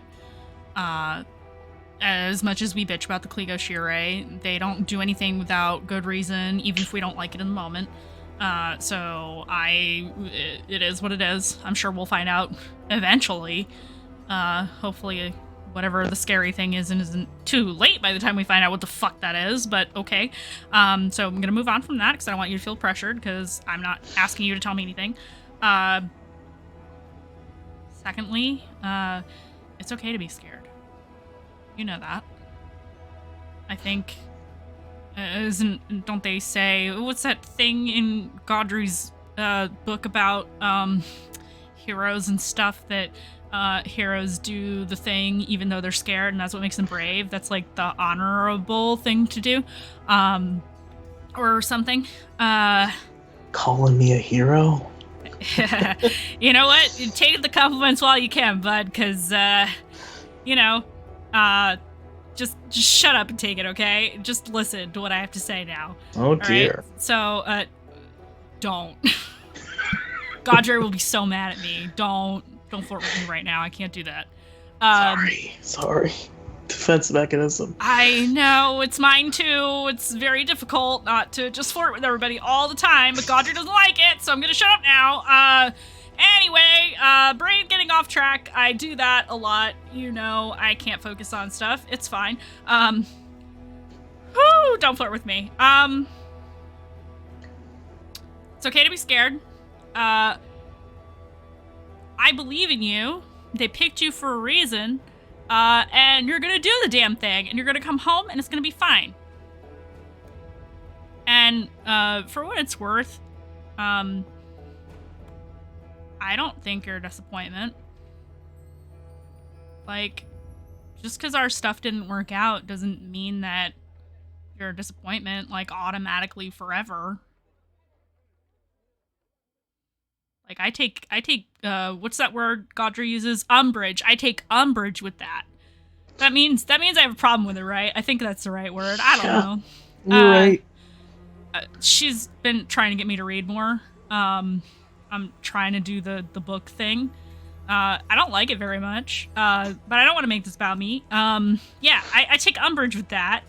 Now that I know I'm using that word right. Cool. I learned a new thing this week. But you're not a disappointment. Stop it. All right. It's okay to feel those things, but also, like, recognize that that's, you know, your brain stuff doing stuff. And stuff. I'm not good with words, okay? You know, that whole I'm scared of stuff thing probably would have been better said to Gaudry, but Probably, but in the mood she's been in lately, maybe not. I just kind of stay out of her way when she gets like that, you know? Faye, man, they get Listen, fucking I know salty. it was my job to deal with Gaudry at her worst, but yeah, I'm learning. it's alright. So, anyway, I can't tell you not to be scared and not feel like you're a disappointment, but if it helps and for what it's worth, I don't think you're. Oh, you cut out again. I don't think you're a disappointment. Yeah. Thanks, Mirthel. I'm gonna be writing letters. Oh yeah, Gaudry loves that shit. Definitely write letters. Yeah, and don't, honestly, if you could tell her that maybe something big is going up. So if I write you guys a letter, you know, saying that, hey, you guys should come on a vacation or something, maybe listen. Oh, it's one of those. So it's gonna be like code for get the fuck out and take the kids? Yeah. Okay. Alright. And tell her, because she'll be mad that I didn't tell her before, and I don't... She's got so much on her plate. I think you did the right thing. You know. She's got all these responsibilities and shit. I know, but I don't... I'll make sure she's not mad. Yeah. I mean, she can be as mad at me as she wants. I'm sure she'll be mad on the way like... there. Yeah, I just don't want her to feel like I don't trust her. This is so big. And yeah. I think you and I can agree on the fact that one less thing on Gaudry's plate is better for everybody involved, and all of the fallout that comes with that is inconsequential compared to her being constantly stressed for the next however many months. Yeah. So, yeah. I love you. I love you, man. I know, like, we're not all, whatever you call it. Pixel Noise FM, thank you for the raid. I know we're not all what you, we're not a thing. 3 of us. But, still, I still care about you. I'm sure Gaudry feels the same way. I'll send letters. Shit happens, and send letters and send presents for the kids if you can, because they're gonna be the most mopey while you're gone. Like, I'm gonna miss you, but I'm not gonna cry about it for however long you're gone. But the kids will. Please watch Rui, because Rui was very determined. Like, I'm practically grown up. Oh no. Yeah. Okay. I'll put in to take over your route with them. And I'll keep an eye. I'll keep a closer eye. Gaudry talks a lot of shit, but she doesn't have time for them as much as she used to. Appreciate it. I should get going. I have to gear up. Yeah. Definitely take care of that. Can you at least tell me where you're going first? Southmore. Oh, shit. We've got a large party. I've got Rev. Got Daiyu. I don't think I know her. She's a priestess down there. Is that the bunny? Yeah. Oh, yeah, she's cute. Yeah. Yeah, and like and he just covers his face. Yeah, this is gonna be a problem. This Oh, also already? listen. All right, You just got this job when? listen. Hey, I want the deets. Send me a letter about that, huh?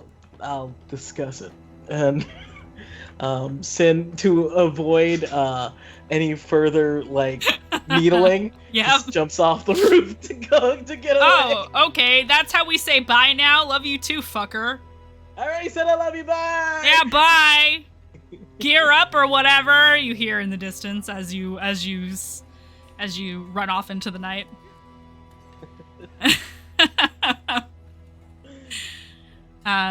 So we are going to across the city to our Mother of the Lost, or rather another place instead.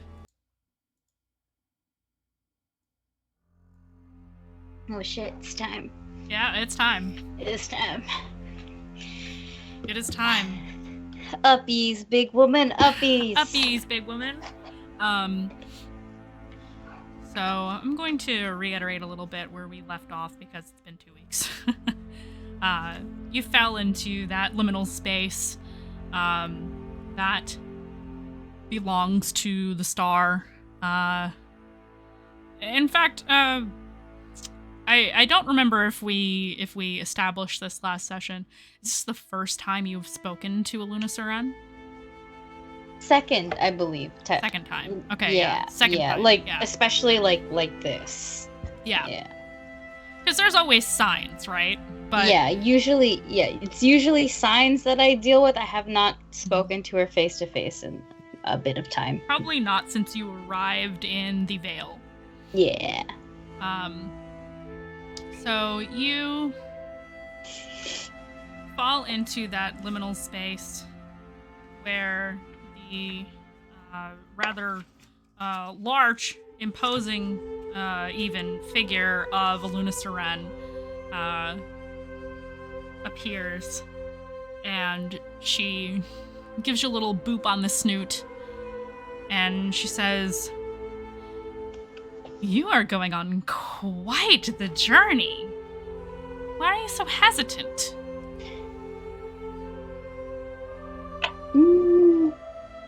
Because we have to go home first.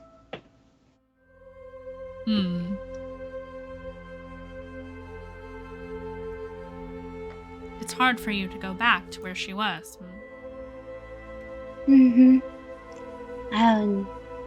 I have done a very good job at not thinking about it. I don't even know what's left.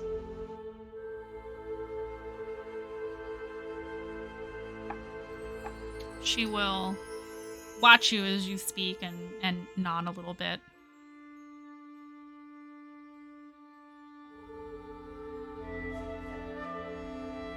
What do you think is left?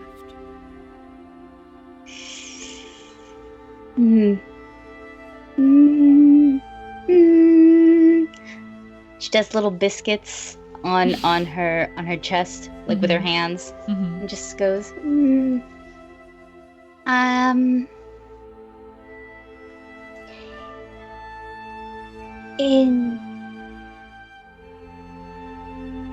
the best case scenario, everything is fine. Everyone is there. The burrow is exactly as I left it. No, it shouldn't be exactly as I left it. It's exactly as I remember it.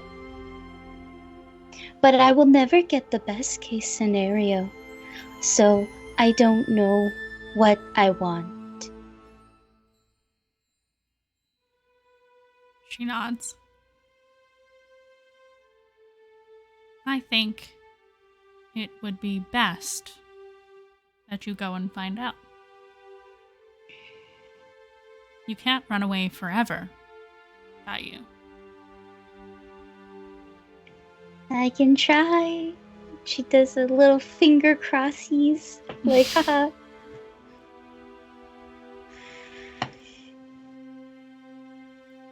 And in this space, when you are in this space, even though it is only the second time, Maylin is not here. It's just you and the star. Mm-hmm. And there are no spirits in this place either. Mm-hmm. Mm-hmm. And she will kind of change in size. I don't think she did that last time. No, she kind of shrink. She was still really big. I giant think. woman, yeah. Yeah. As you are talking about these things and saying these things, she actually shrinks in size to be closer to human size, but really to you, she's still huge because she's like 7 feet tall.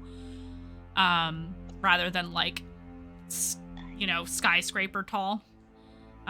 So shrinks all the way down to like 7 feet tall. And she says,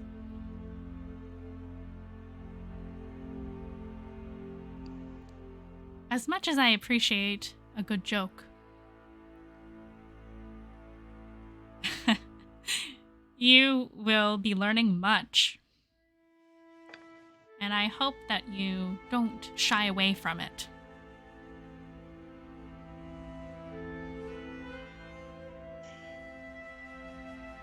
This has been in the cards for you for some time. I'm glad it's happening now. Though, the circumstances are not ideal.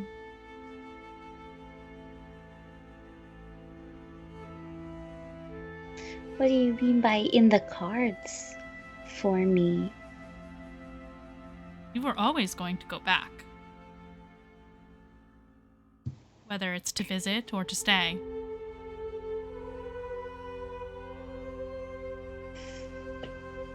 I was hoping more time would have passed. Just a little bit more. How much time is sufficient? Is there a limit?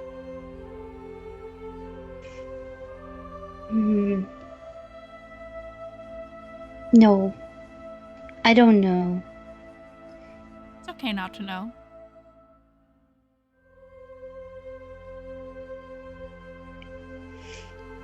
But I'm supposed to know. She tilts her head at you. What do you mean? I'm the big sister. I'm supposed to know.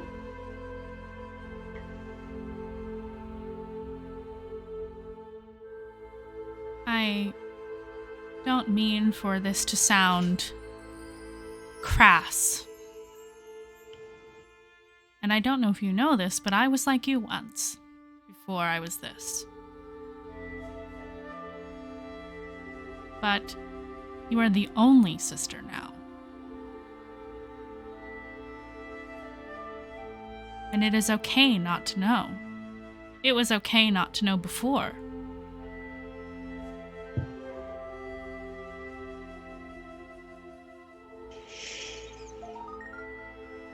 She like takes like a big old bunny breath. Gotta fills both lungs up. Then lets it out audibly. Probably needs it to be audibly, like from the diaphragm type of deep breathing. And we'll just go,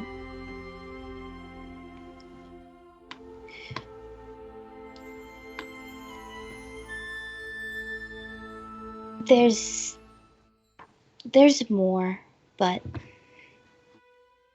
I think I can only process half of it. I couldn't before. I didn't want to. It took me a while to understand what really happened. I still don't understand what happened. But I know parts of it, and I think right now I'd rather No, only parts of it.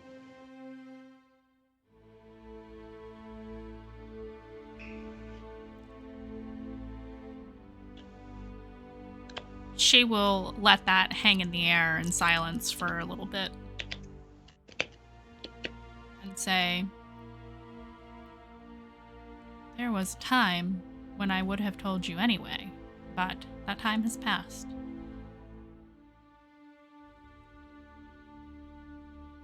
You will learn for yourself, and it may happen faster than you want. In fact, I'm sure it will. These are the things that make you grow, even if it hurts.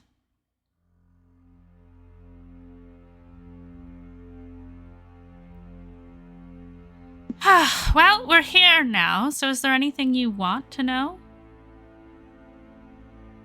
Or did you just want to talk to me? She grins. I do like love talking. company. I like talking to you. It's nice to hear something, like hear something back. Actually, when we're out there, I've never tried to contact you outside of here. So, is this still going to be hard? To Is reach it going- me? Mm-hmm. It's always night here. Oh. That is a good point. It is easier to speak like this at night. It is when I am most in touch. However, I am always present.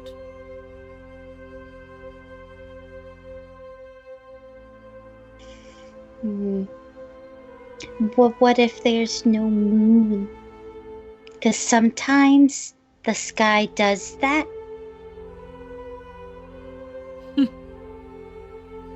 That's fine too. I am first and foremost of the night. The moon, while important, is secondary. For me, at least.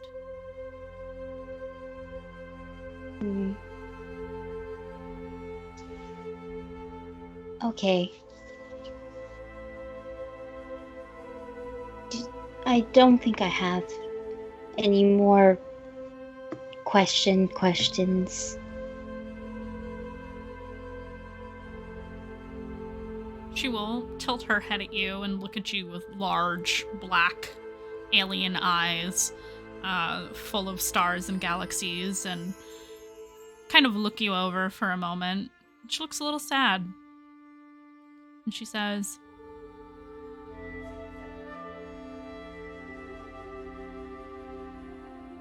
your ability to speak with me hinges on your belief in me.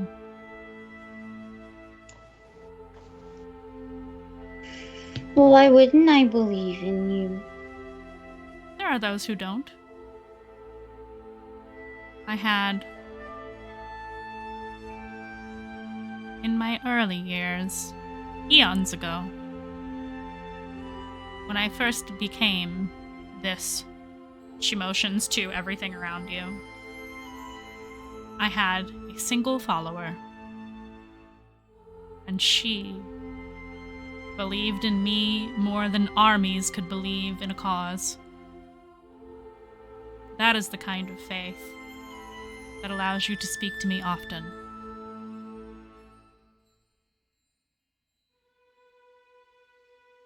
Mm-hmm. But if you just check in once in a while, I'm happy with that too. It's up to you.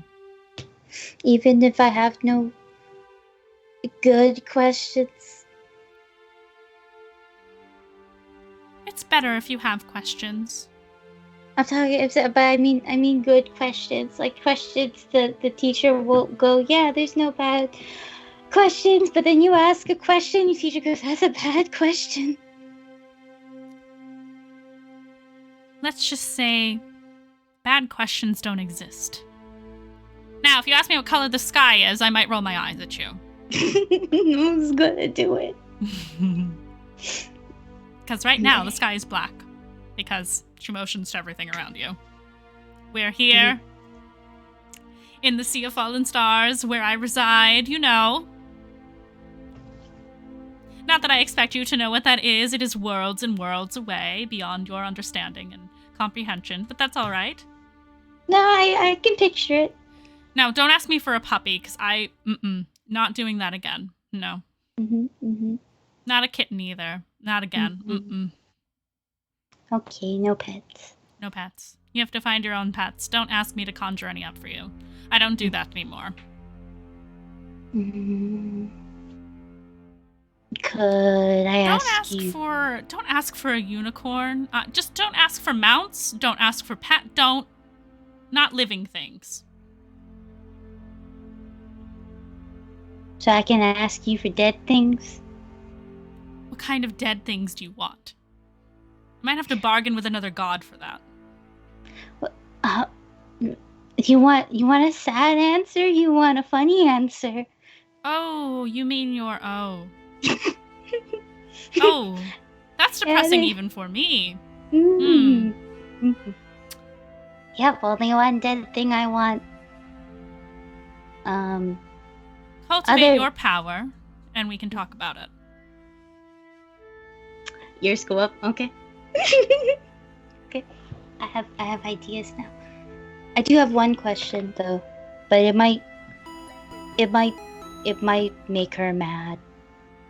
I don't know actually if it will make her mad, but it's being nosy. All right.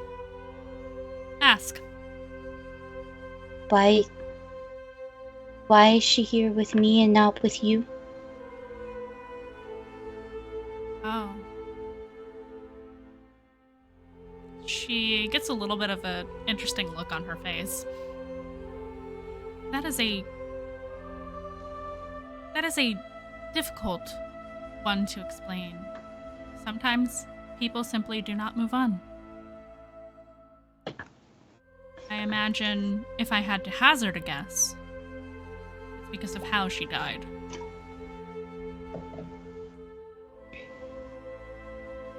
It's because of that book. I hate that book. Why do you carry it then?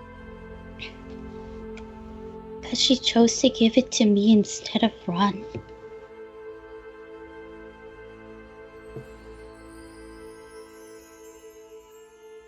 You said you didn't want to know, so I won't say anything. Sometimes... Sorry, go ahead. I was going to say when... Eventually I might ask, because I'm getting really tired of trying to find answers for it.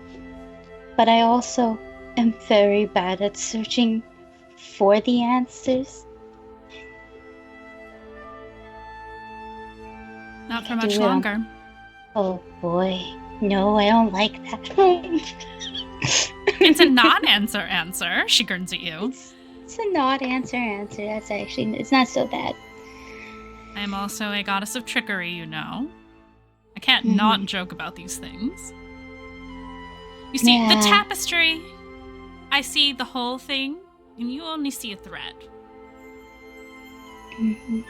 So...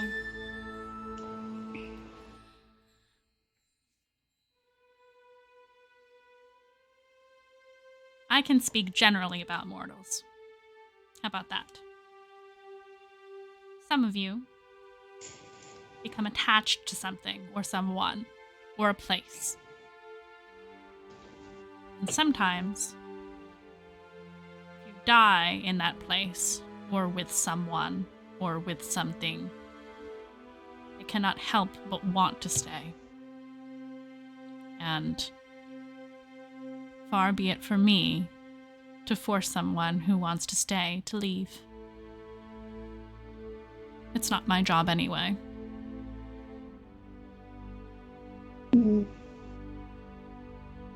I think even if you didn't have that book, she would be with you.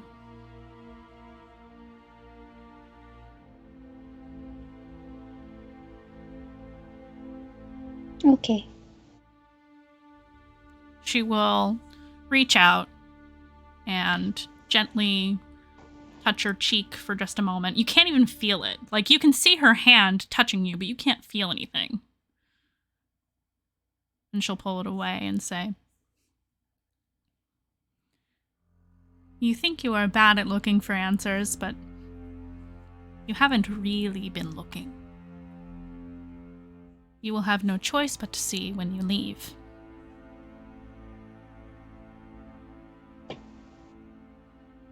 Steel yourself. It's time."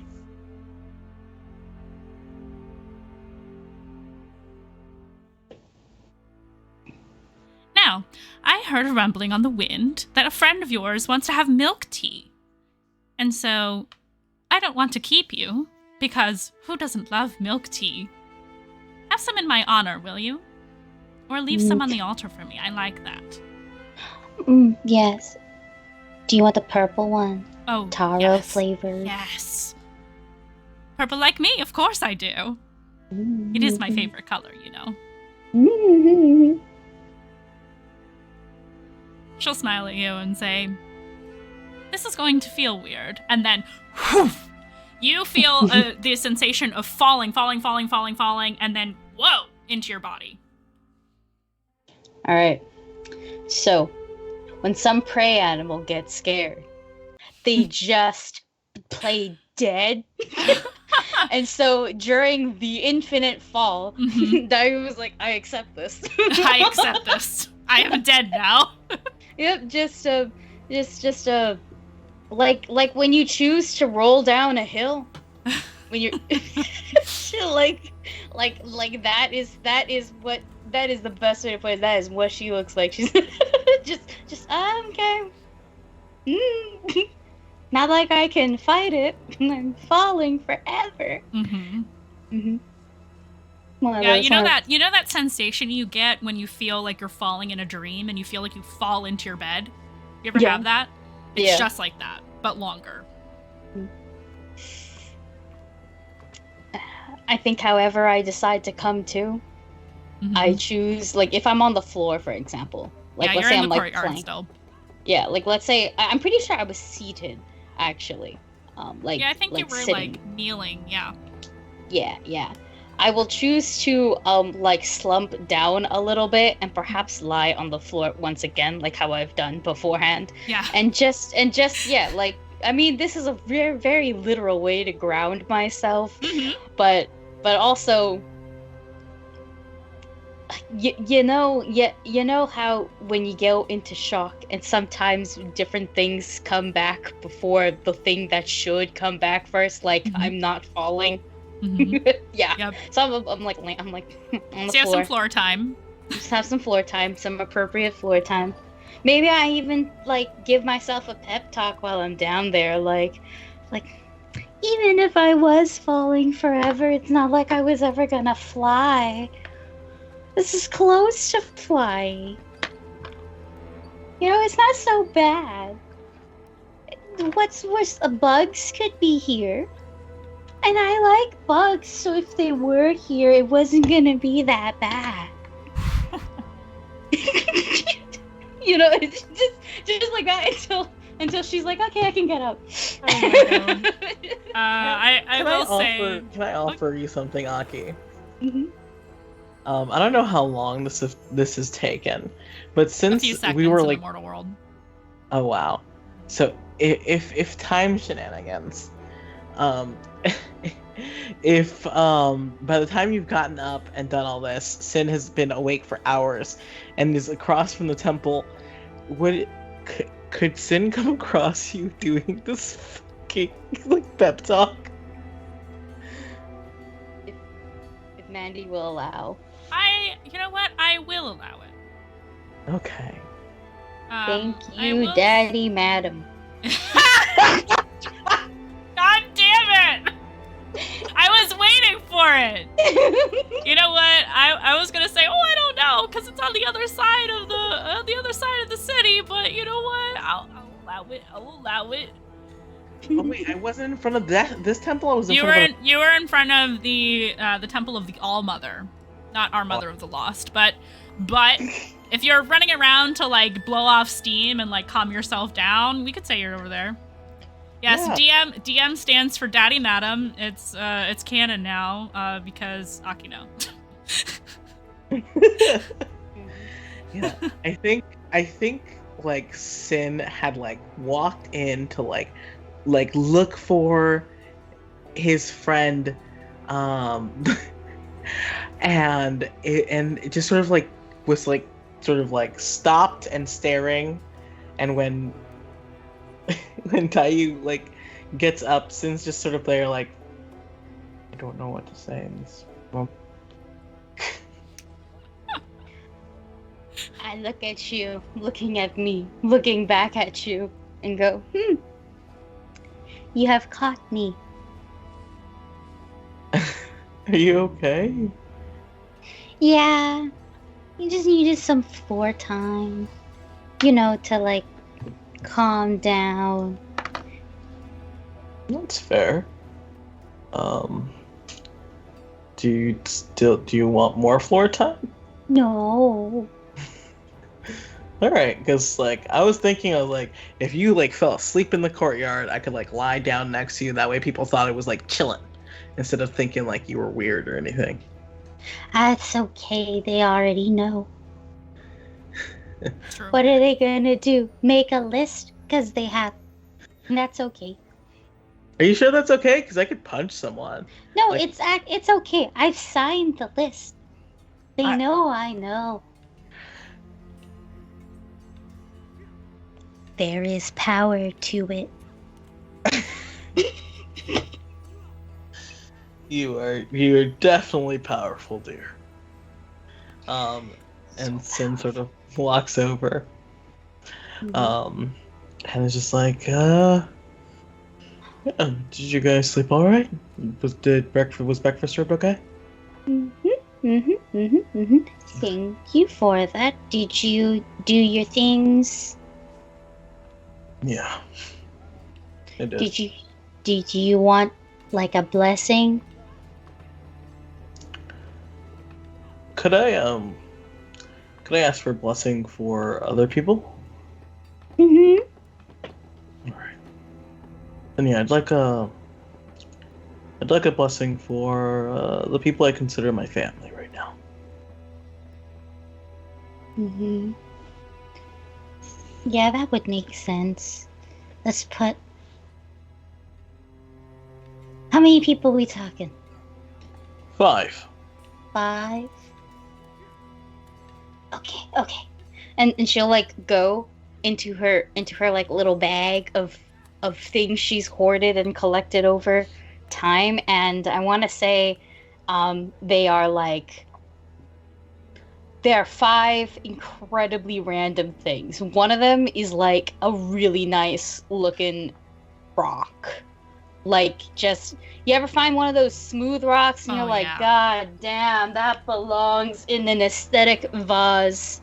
You know, like holding up like a bamboo or something like that. You know, like one of those nice ones. One of the things she has is like a pipe cleaner, or the closest thing we have in this realm to a pipe cleaner. A third thing would be perhaps a very, very pretty hair tie. And the fourth thing would be a pen. And the fifth thing would be...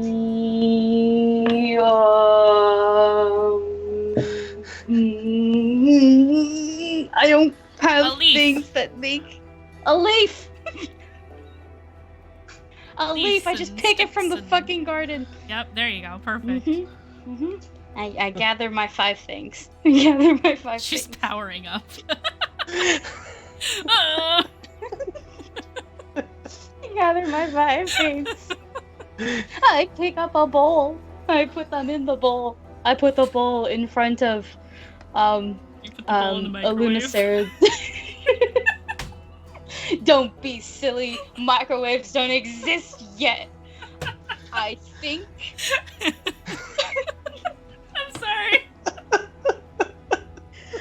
so happy you did that. Okay. I put the bowl in front of the statue. And I say a little prayer to Illuminasarin, as well as, now I don't know what you're gonna do with these items, because some of them I really like, and others I found on the tree, and I don't even know what one of them is. But might I suggest putting them in places where people would not want to step on? Thank you. And take care of Sin's family. And that's the prayer. That's the blessing. And I pick up pocket sand and I sprinkle it on top of Sin, because I'm taller than Sin. Yeah. You are taller than Sin, it's true. I don't sprinkle it into Sin's eyes or anything. I put it like on their shoulder. But yeah, because you salt you know what's in my you don't know what's in my I'm letting you know the pocket sand is homemade, and you don't know what's in the pocket sand. But Artificers so I don't want. Exist. No, they don't.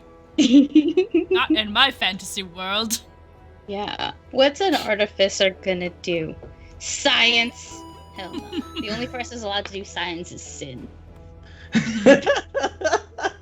Science is the closest thing the world has to an artificer right now. Yeah, I think Sin sort of like takes this all in and sort of like chuckles, and after the sprinkle, like he offers his hand to Daiyu, and it's just like, I never got to give you a kiss yesterday. I could give you one as a thank you. She's about to say yes, and then she looks directly at the statue and goes, "Not in this holy house." I love this because table talk, like, Illuminasarin does not give a fuck about chastity. But I love this so much. Like, above table, I'm sorry, I had to cut it there. I just love it. I had a feeling No, she would gets, not. Nah. Illuminasarin, totally patron saint of the host.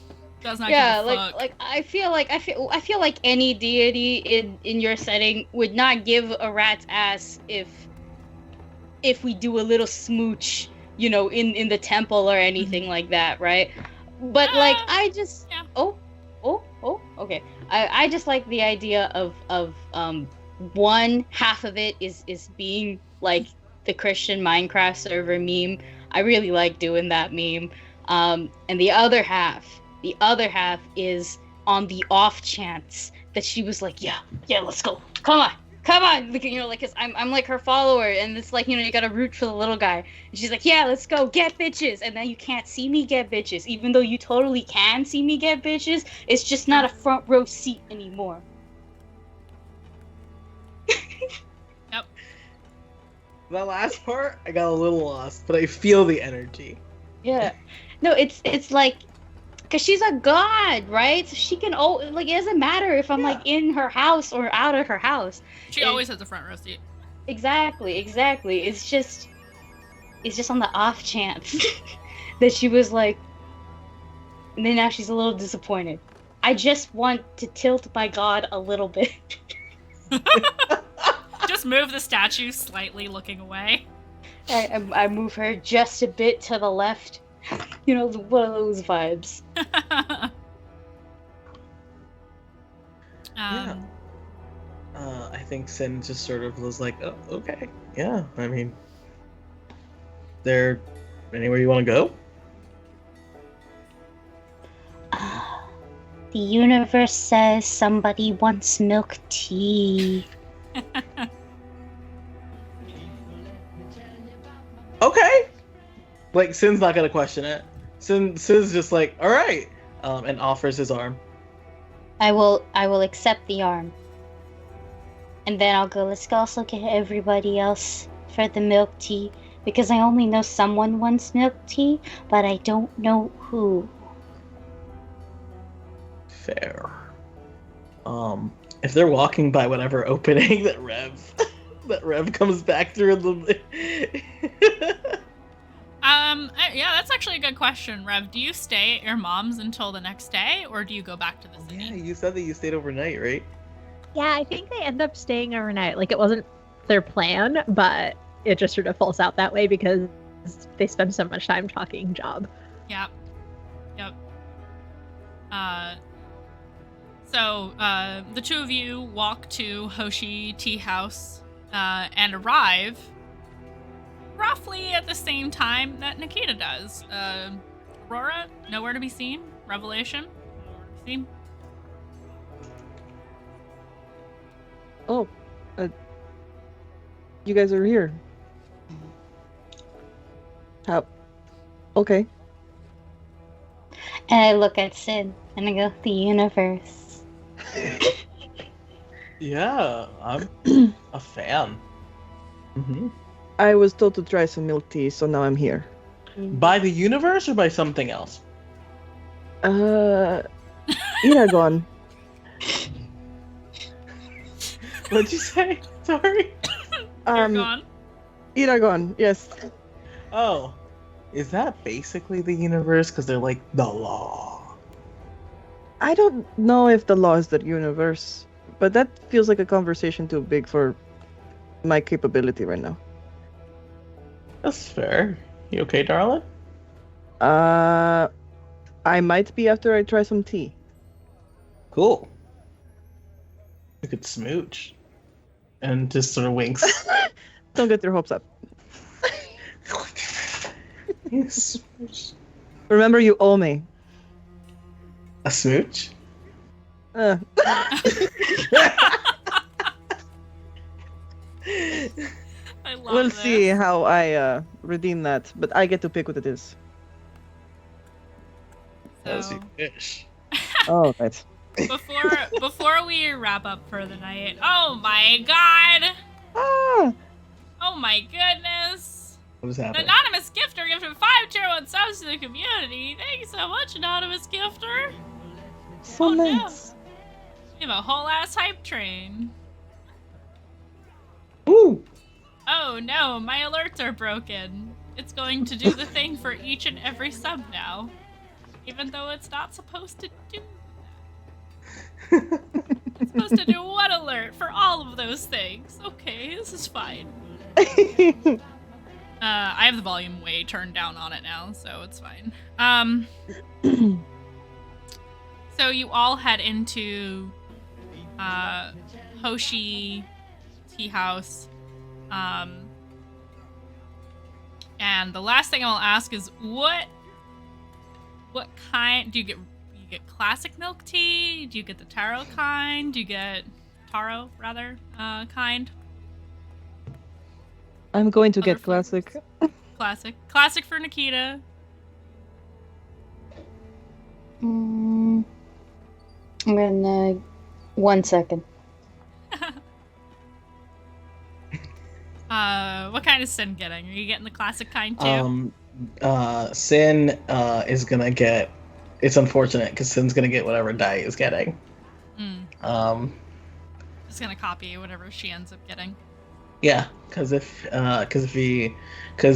that way, like, if she wants more, he can just be like, "Here, you can have the rest of mine." Daiyu, is it safe for me to assume that you order one milk tea for you and one for the shrine? Okay. Yep. Okay. And I get a Lunacera, taro, milk tea. And when they ask what kind of like tapioca, I go, do you have the panda kind? The panda kind being the white pearls and the black pearls. And if they say yes, I go yes. If they say no, I just go regular. Because you know, like because their eyes and stuff. I'm making it such a right, like big That's brain. so cute. Yeah. That's pretty cute. And I go and I get that, right? And if they ask who it's for, I just go, just draw a star. You know, like that's it. Just draw right? a little star. Yes, and then for myself, Daiyu would probably just order whatever is like, if they do like house, like, you know, like days of the week, it's like, haha, this is the one. That's probably what Daiyu would order. Oh my So God. let's just pretend it's It's called Mango Tango. Okay. Boom. Done. Mango tango. You're not sure what a tango is, but it exists now. Listen, I Mandy, Also fantasy if you don't- Starbucks.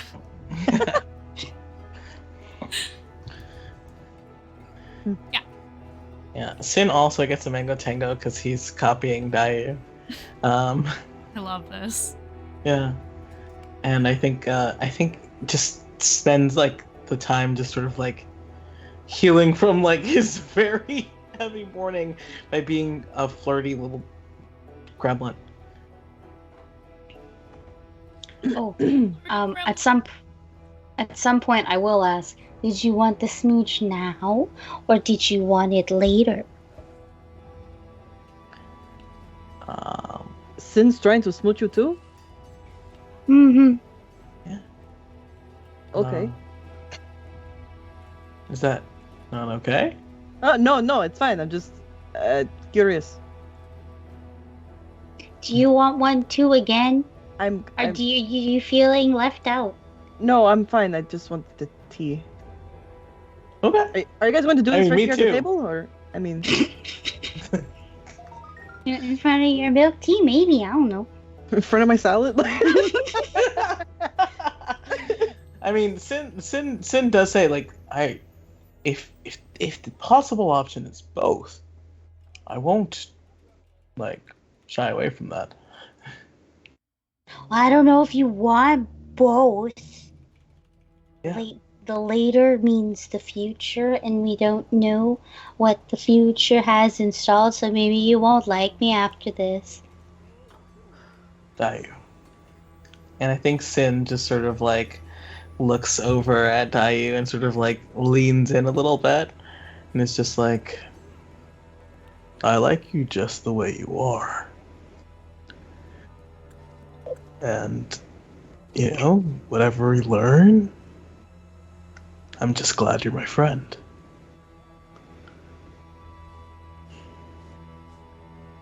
Challenge accepted. And I give you a smooch on the cheek. I was trying. Oh my god, you understand how many freaking cat puns and I'm like, no, I can't do it now. You just end the stream then. You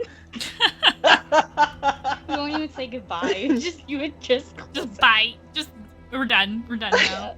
I want to say that during this, like while that smooch is happening, I want Nikita to like be like on another freaking dimension from trying milk tea for the first time. Oh yeah, you are. This is the most delicious drink you have ever had. Like her eyes are like what? Like the cup's still by her mouth. She's like, Nikita's having a religious experience. Yep. the universe. Yep. I think I have a favorite thing. You think you have a favorite thing now? I love that so much. I think Sin is sort of like Sin's like covering his cheek and grinning, and he's like, "Me too."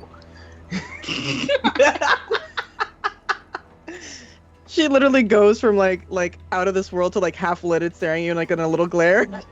Just like, no. So I think that's a good stopping point for the evening. So let's jump into confessions. We're gonna start with Rev. I mean, look, it's not lying to just deflect, right? Like, there's so much going on. I'm sure that my mom wouldn't actually be interested in Sin's parentage. And, like, I just learned about it, so it's curious, and it explains a lot, but it's fine. It's fine. Anyway, I'm glad that I got to go back to Botan, and it's just really grounding to see the people you love, wherever they are. It seems like that should be so much more valuable than being beholden to a specific place and refusing to move somewhere a few hours away. But that's all fine. That's a lot of feelings. Is that it for Rev? Okay, on to Nikita.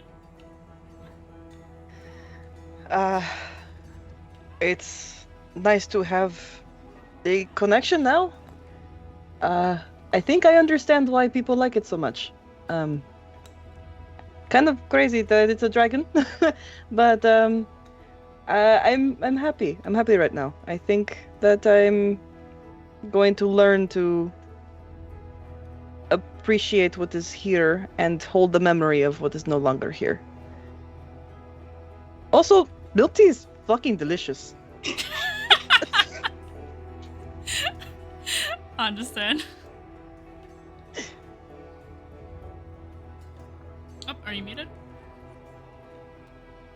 Oh. I've made a lot of decisions today.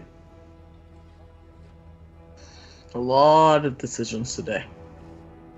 How bad of an idea is it to get back with your exes while also just trying to, like, flirt with people you treasure that are fun? Or at least a little wild? I don't know. It's not that bad, right? It can't be that bad.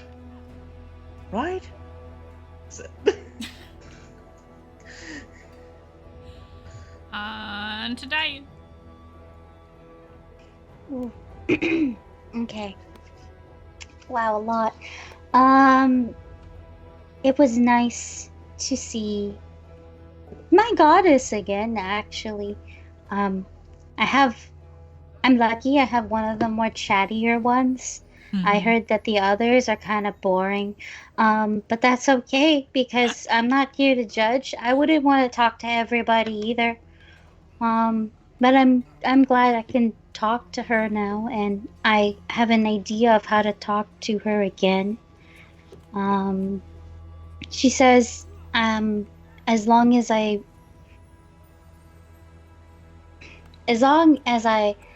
love her, essentially, our connection will be stronger. And I kind of already knew that. Why wouldn't I love her? I think my love is different, but I think it'll work.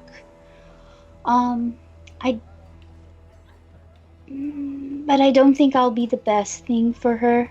I'm not sure. Everything's happening way too fast. Faster than I can process it. So maybe I just won't process it.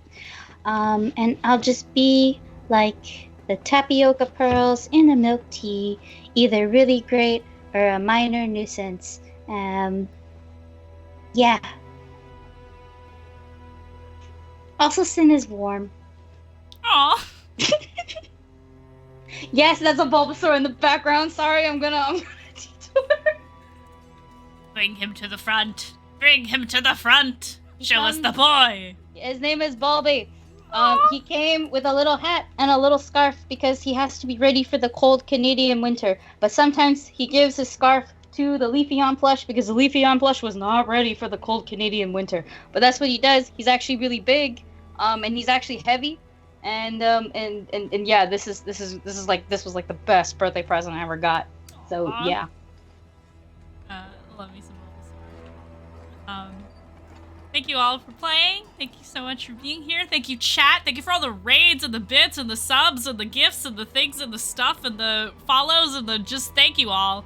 I'm gonna run down the list real quick because I'm learning that stopping and thanking everybody during Mistlost is really difficult. It's a little easier during Dinglings, but during Mistlost it's harder. So let's go down the list. Thank you for the raid, Steven Jarianart. Thank you for the gifted subs, Phantom New Jersey. Rob, you are the best. Carpe the DM, thank you for the raid. Thanks for the follow, Map Ronomicon, One High Zerling, and a lot of other people. Oh my god, there's like way too many people. Thank you for the raids, Lord Gasimba, Prometheus, Pixel Noise FM, Savage Baron, thank you for follow and for the bits. Always Dignity, thanks for the follow. NCC Demon 1, thank you for the follow. Thanks to the raid, Drew the Damager. More gift subs. Oh my god, thank you, Anonymous. Thank you. Who's that? Does it show me who it is? It's not. Rude. SEC Demon, thank you for the sub. Paladin Archive, thank you for the follow. There's so many people. It's your boy Pruz, thank you for the cheer biddies. And Weed Panda 27, thank you for the follow. Thank you all so much for all the things. That was a lot of names to read off. I really appreciate your support. We normally raid into another D&D game, but tonight we are going to be raiding into... Oh wait, no man is on. Designing D&D Furbies. Oh, fuck yeah. We're going to the Cursed stream. Raid at Gnome Ann. So we're gonna go raid Gnome Ann. Why isn't this working? Oh, there we go. Is it working? Is it not working? Did I type in the wrong thing? Oh, for fuck's sake. I can't do this! Raid Gnome Ann. There we go. It says invalid username. What's happening to me? The universe. The technical difficulties at the end of stream? What? There we go. Thank you for the gift sub for Fusca! Yay, Fusca! So, please join us in this raid. We're gonna go raid Gnome Ann while they create blurst creations, D&D related creations. Yes, I said blurst, not cursed. Probably Furby related. Actually, most definitely Furby related.